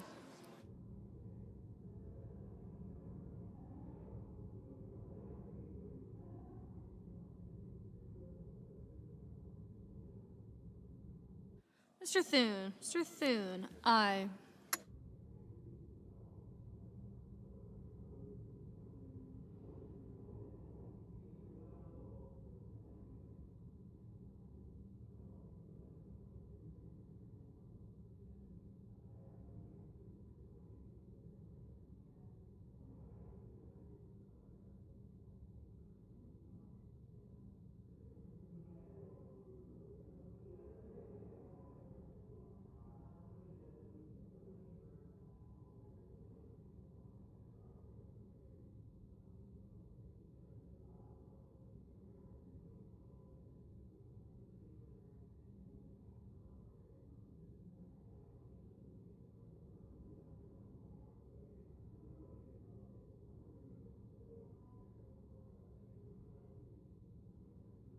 Mrs. Fisher. Mrs. Fisher. Aye.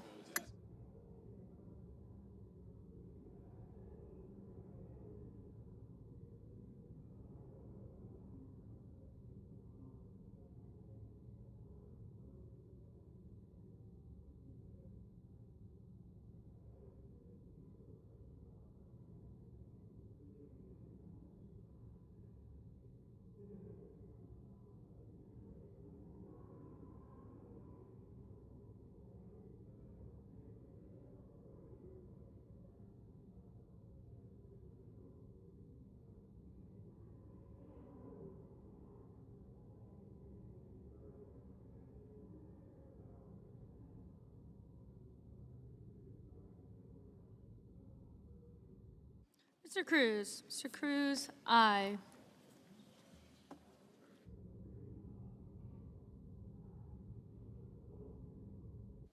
Mr. Van Hollen, no.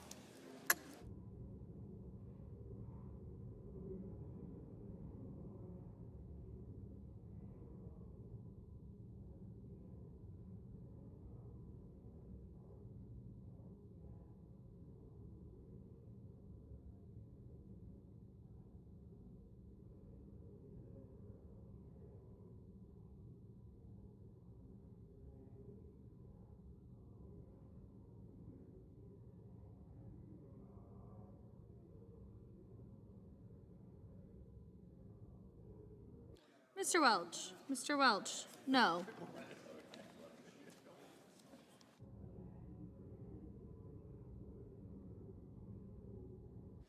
Mr. Tuberville, aye. Mr. Schmidt, aye.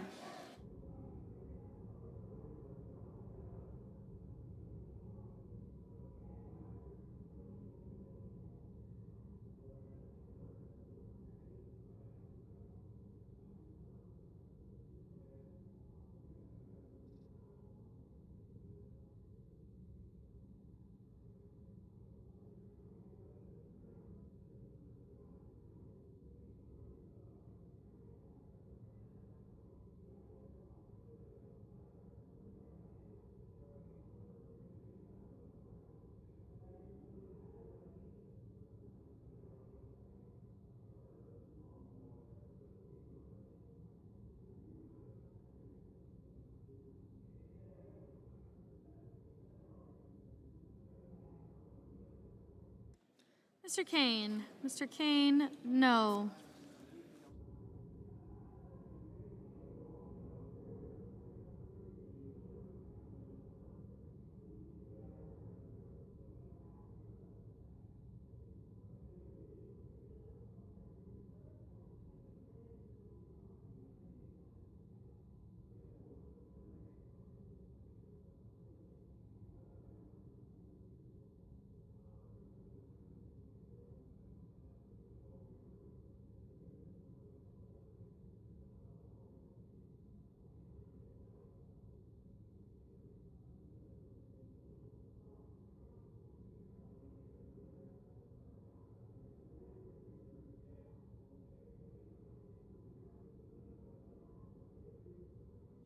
Mr. Coons, no.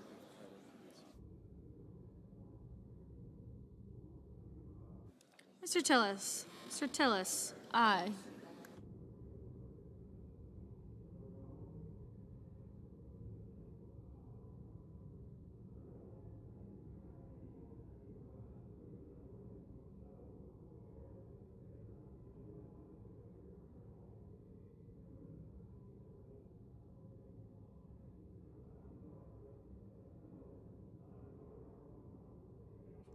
Mr. Graham, aye.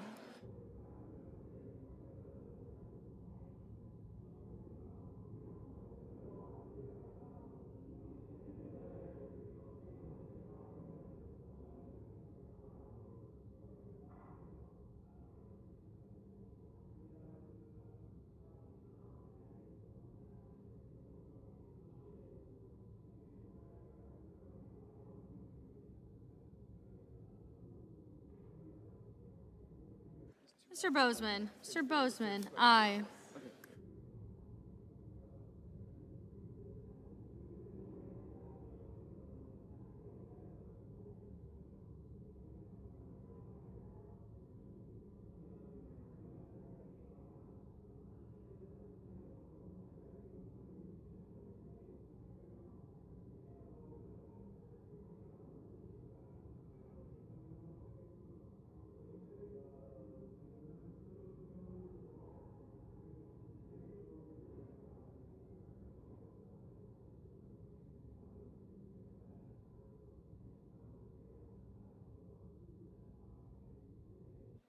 Mr. Kelly, no. Mrs. Shaheen, no.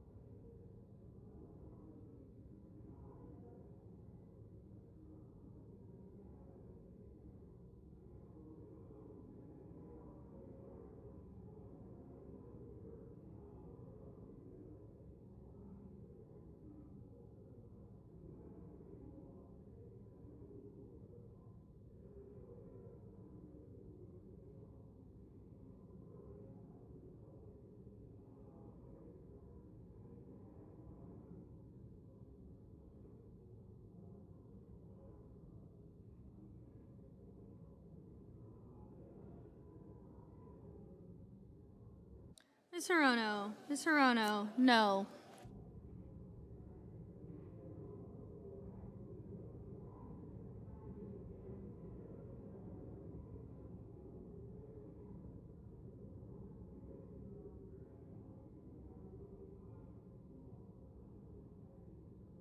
On this vote, the yeas are 53, the nays are 45, and the nomination is confirmed. Under the previous order, the motion to reconsider is considered made laid and laid upon the table, and the President will be immediately notified of the Senate's actions. Mr. President. Mr. Whip. Mr. President, I ask unanimous consent to be recognized for up to 15 seconds. Without objection. Mr. President, I have 5 requests for committees to meet during today's session of the Senate. They have the approval of both the majority and the minority leaders. Duly noted. Thank you, Mr. President. The clerk will report the motion to invoke cloture. Cloture motion, we the undersigned senators, in accordance with the provisions of Rule 22 of the Standing Rules of the Senate, do hereby move to bring to a close debate on the nomination of Lindsay Ann Freeman of North Carolina to be United States District Judge for the Middle District of North Carolina, signed by 17 senators.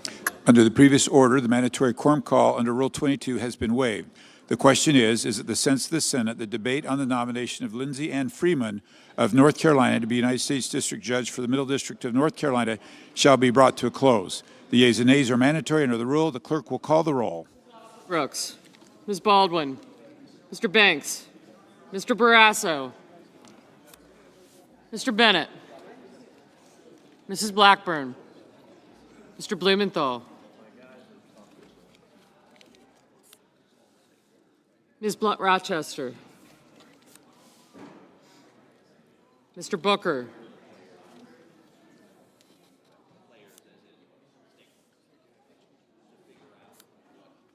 Mr. Bozeman. Mrs. Britt. Mr. Budd.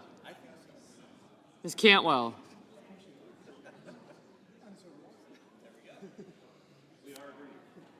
Mrs. Capito. Mr. Cassidy.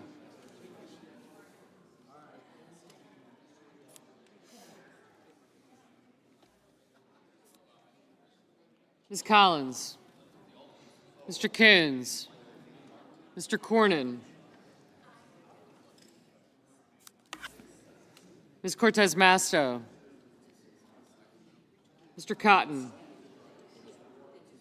Mr. Kramer. Mr. Crapo. Mr. Cruz. Mr. Curtis. Thank you. Mr. Daines. Good, how are you? Oh, thank you. Thank you. Ms. Duckworth. Mr. Durbin. I got you. Ms. Ernst. Mr. Fetterman. Mrs. Fisher. Mr. Gallego. Mrs. Gillibrand. Mr. Graham. Mr. Grassley.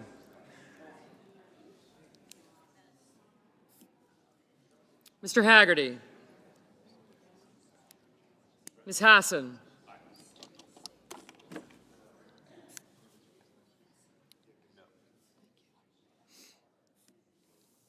Mr. Hawley.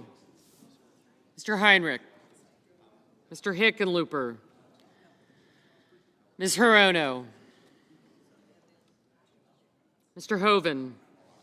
Mr. Husted. Mrs. Hyde-Smith. Mr. Johnson. Mr. Justice. Mr. Kane. Mr. Kelly. Mr. Kennedy. Mr. Kim. Mr. King. Ms. Klobuchar. Mr. Langford. Mr. Lee. Mr. Lujan. Ms. Lummis. Mr. Markey. Mr. Marshall. Mr. McConnell. Mr. McCormick. Mr. Merkley. Thank you. Mrs. Moody. Mr. Moran. Mr. Marino. Mr. Mullen. Ms. Murkowski, Mr. Murphy, Mrs. Murray, thank you, Mr. Ossoff, Mr. Padilla, Mr. Paul, Mr. Peters, Mr. Reed, Mr. Ricketts,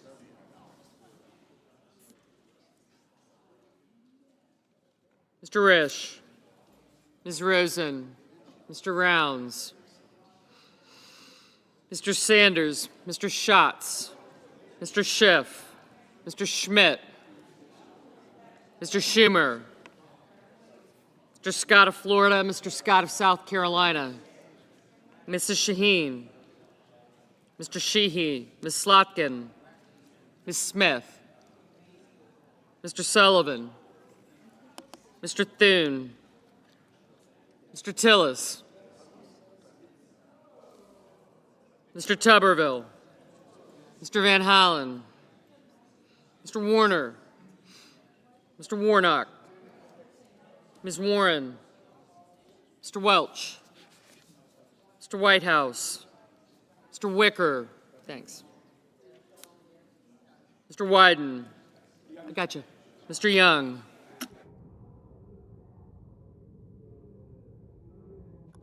Senators voting in the affirmative: Barrasso, Blackburn, Cassidy, Cruz, Curtis, Durbin, Ernst, Fisher, Husted, Johnson, Kane, King, Langford, Marino, Rosen, Scott of Florida, Sheehy, Sullivan, and Tillis. Mr. Schmidt, aye. Mr. Bozeman, aye. Thank you. Mr. Kennedy, aye. Senators voting in the negative: Bennett, Kelly, Merkley, Sanders, Schatz, Smith, and Welch.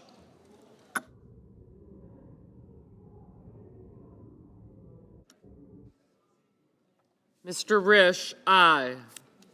Mr. Kramer, aye.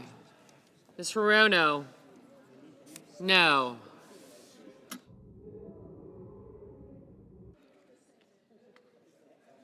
Mr. Graham, aye.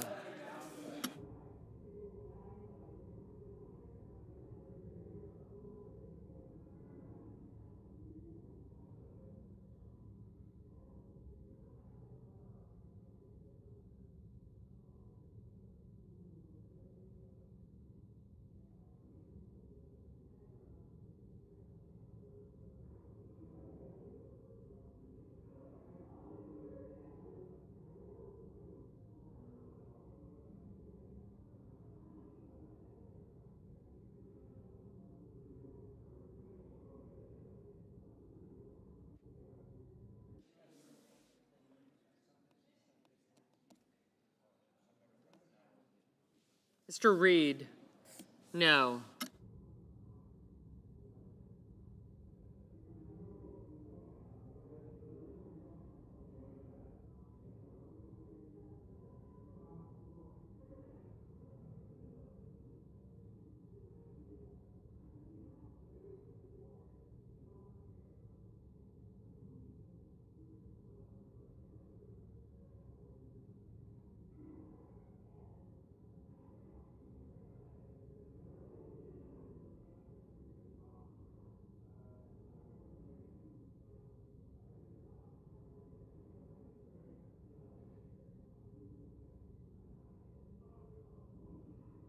Mr. Mullen, aye.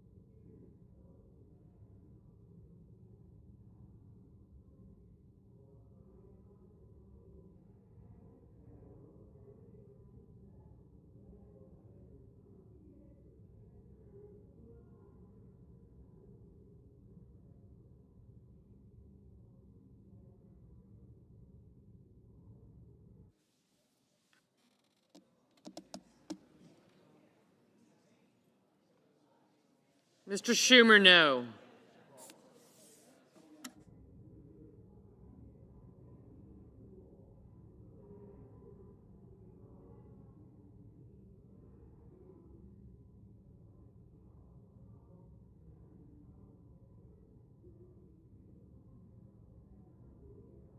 Mrs. Shaheen, aye.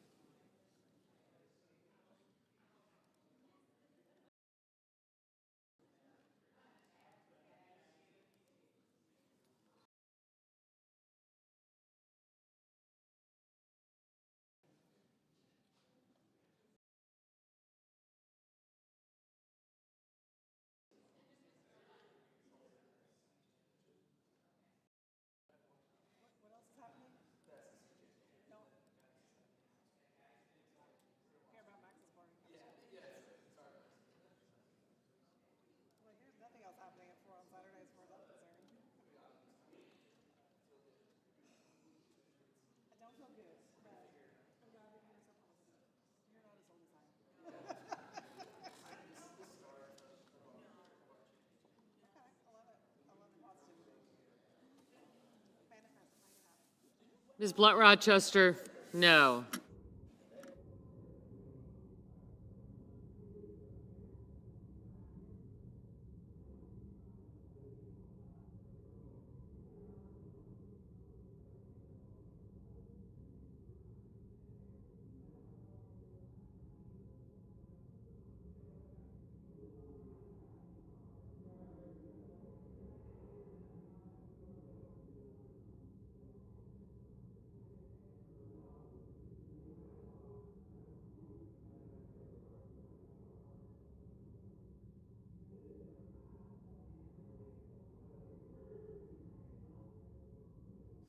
Mr. Heinrich, no.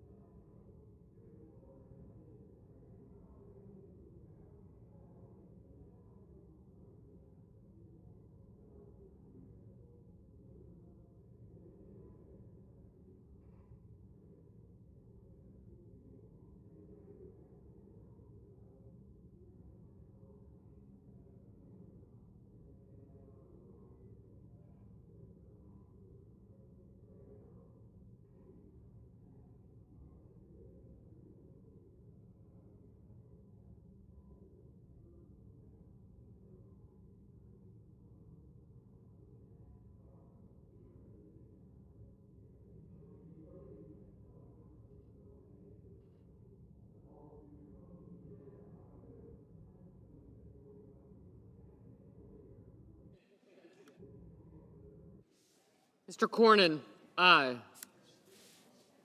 Ms. Moran, aye.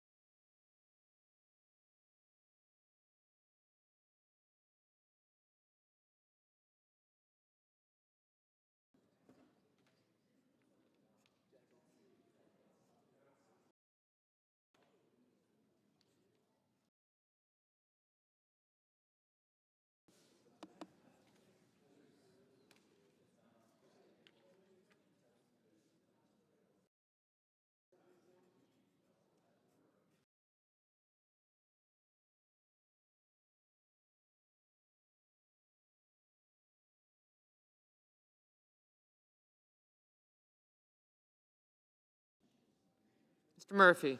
No.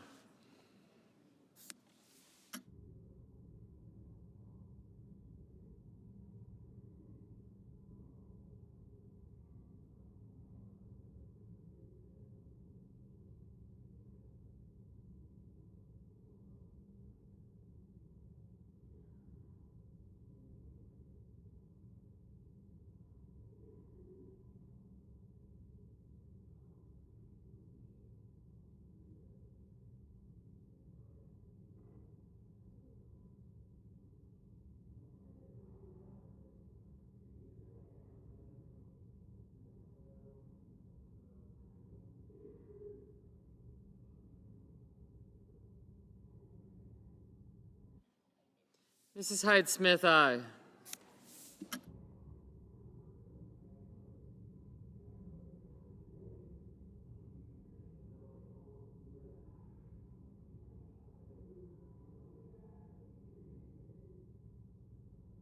Mr. Wyden? No.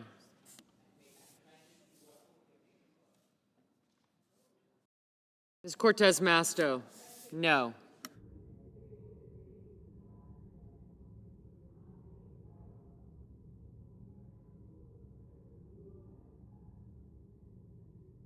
Mr. Banks, aye.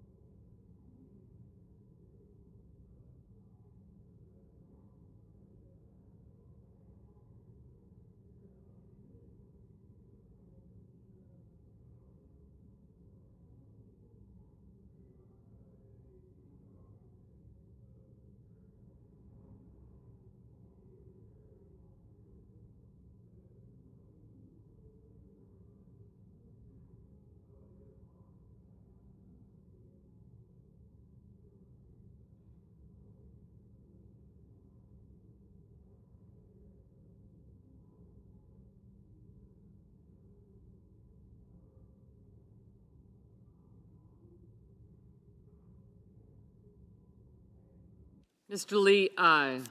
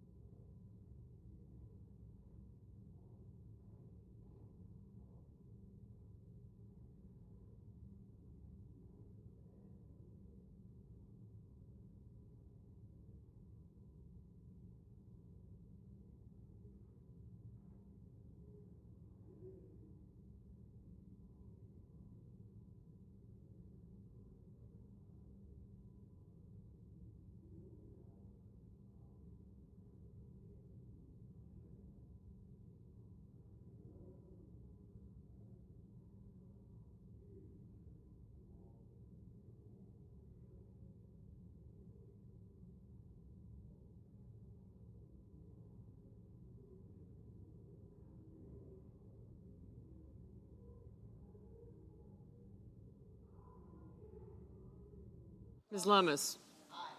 Aye. Mrs. Capito? Aye.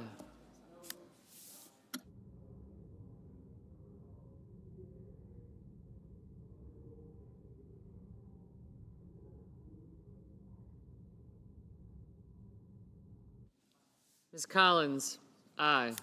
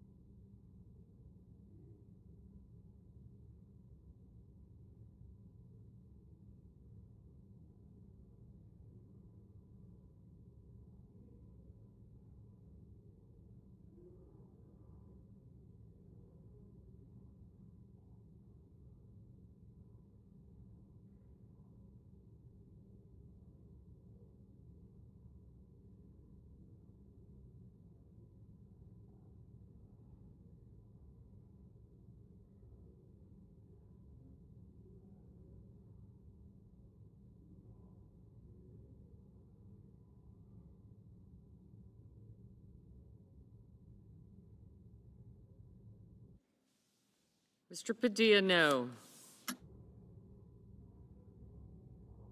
Ms. Cantwell, no.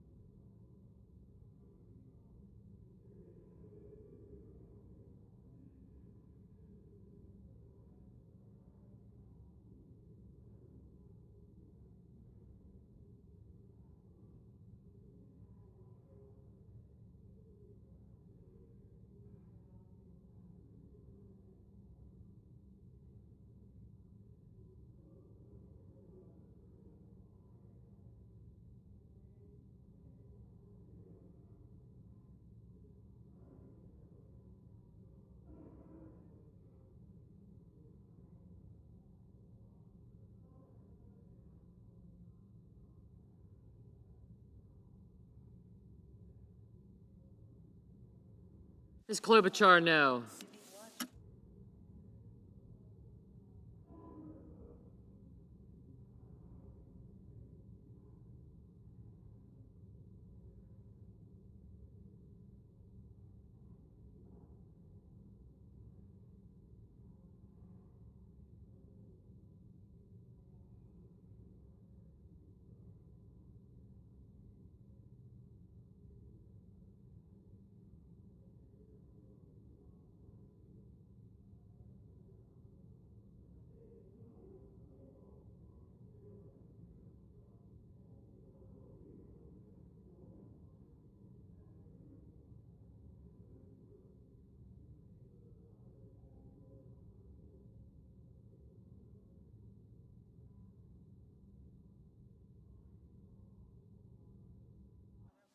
Ms. Hassan, aye.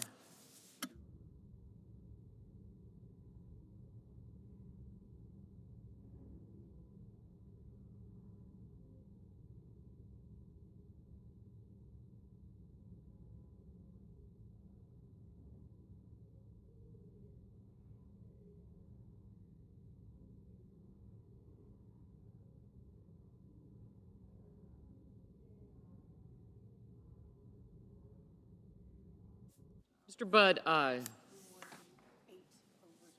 Wow, we only need 43.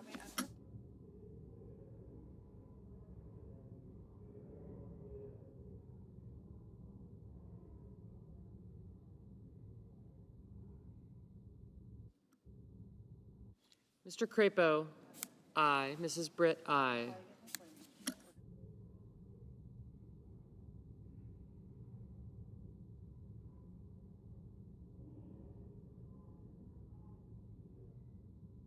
Mr. Justice, aye.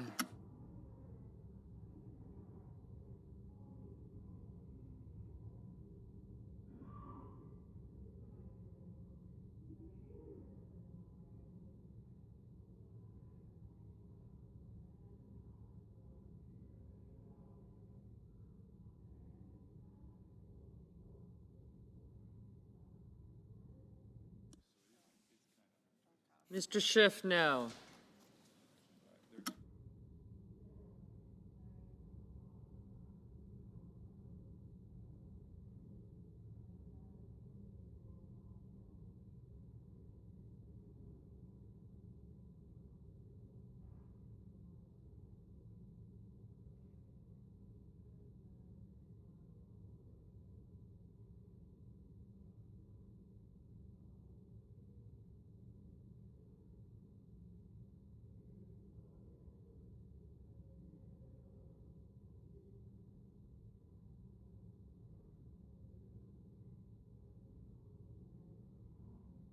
Mr. Ricketts, aye.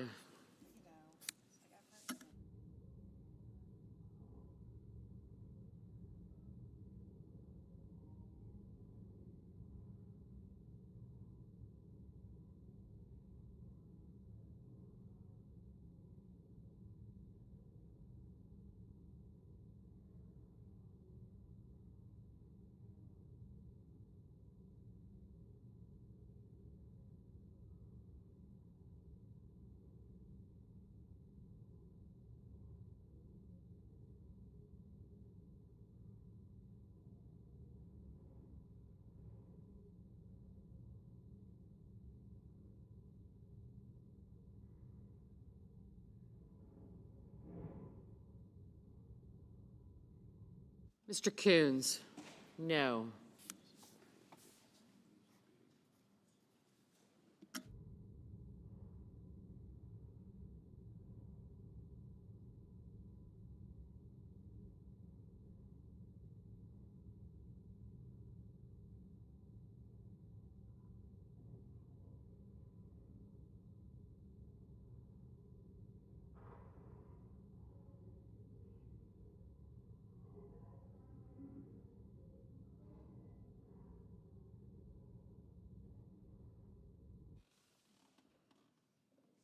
Mrs. Moody, aye.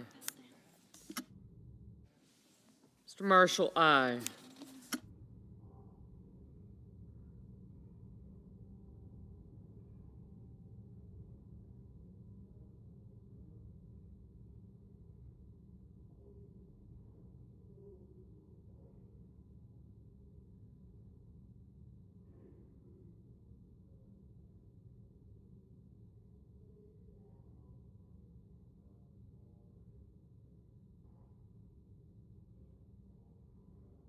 Mr. Grassley, aye. Ms. Baldwin, no.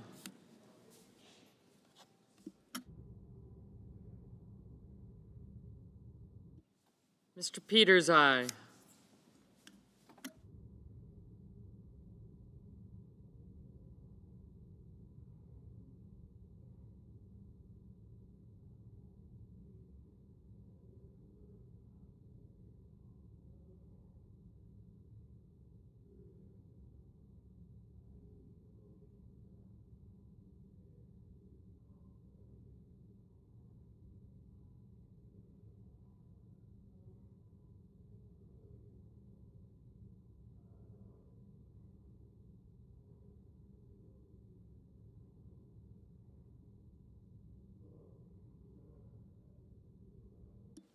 Mr. Paul, aye.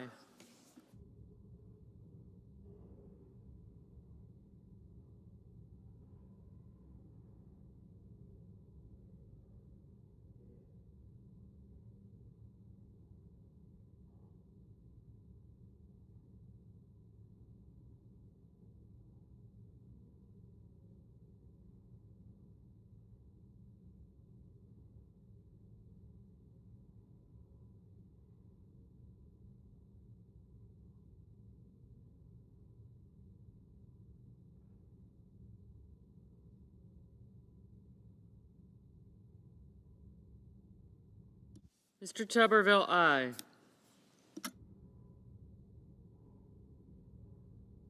Mr. Lujan, no.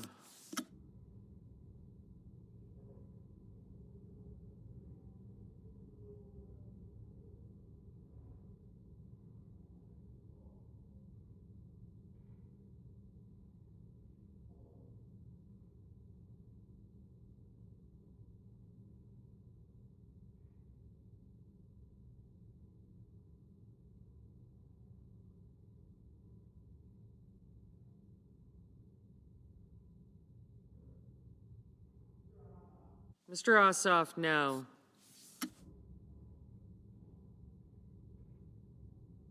Ms. Slotkin, no.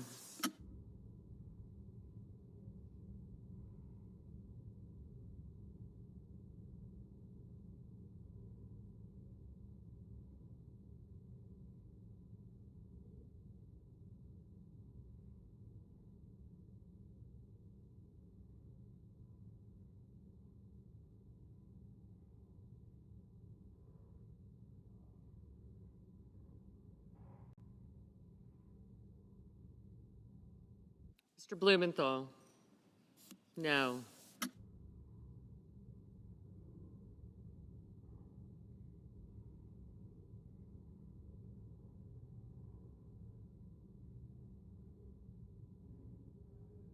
Mr. Cotton, aye.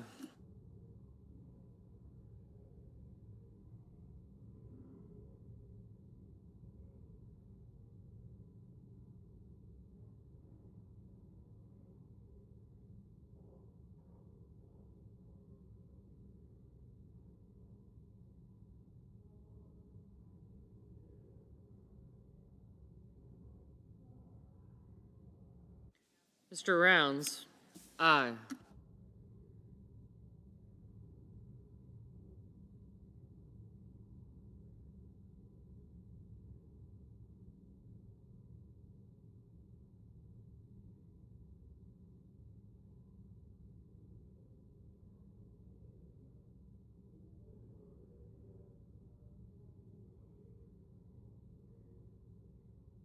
Mrs. Murray, no.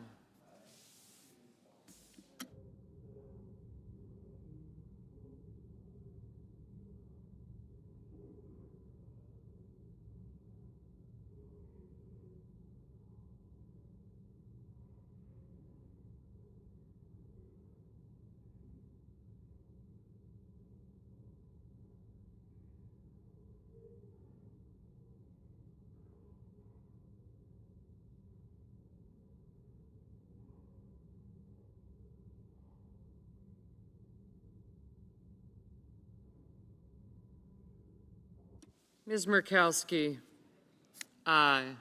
Mr. Thune, aye.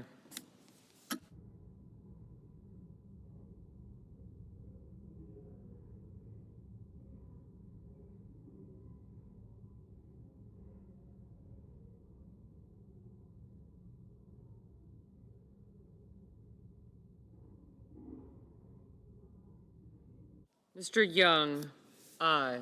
Mr. Daines, aye.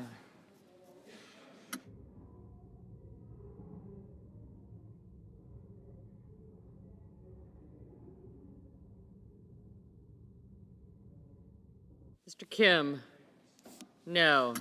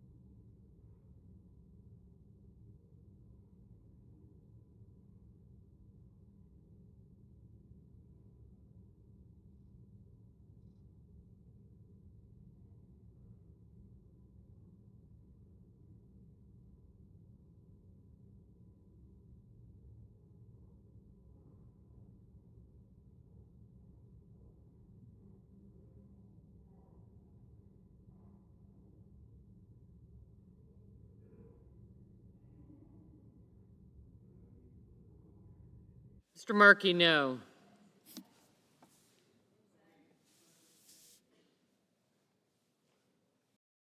Mr. Hawley, aye.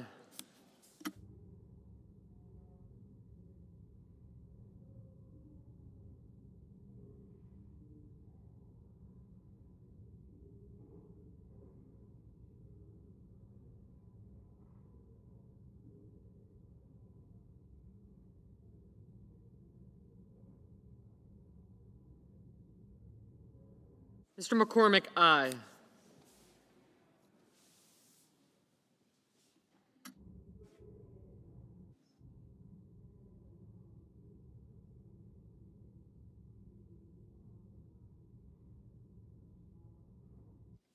Mr. Hickenlooper, no. Mr. Hoven, aye.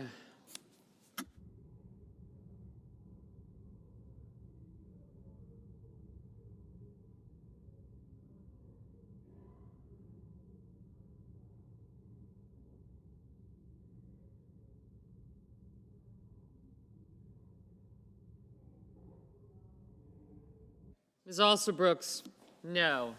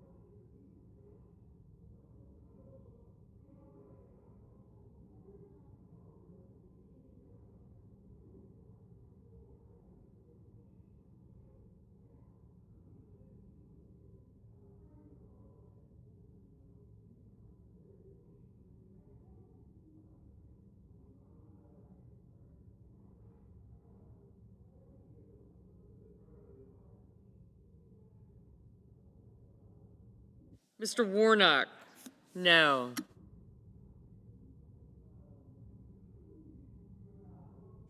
Mr. McConnell, aye.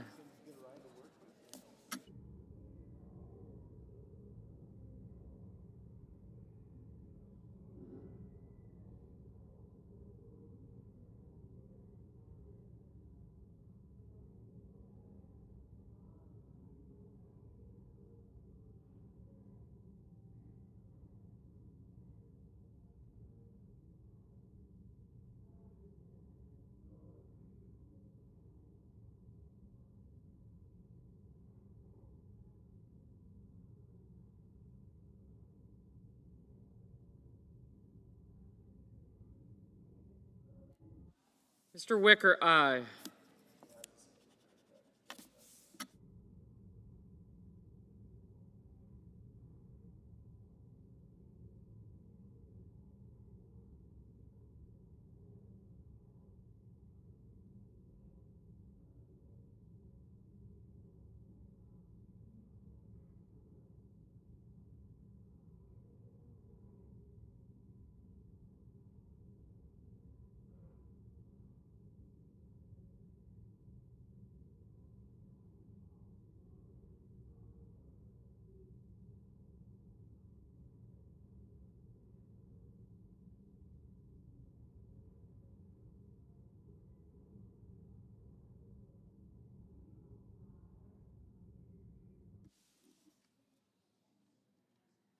Ms. Warren, no.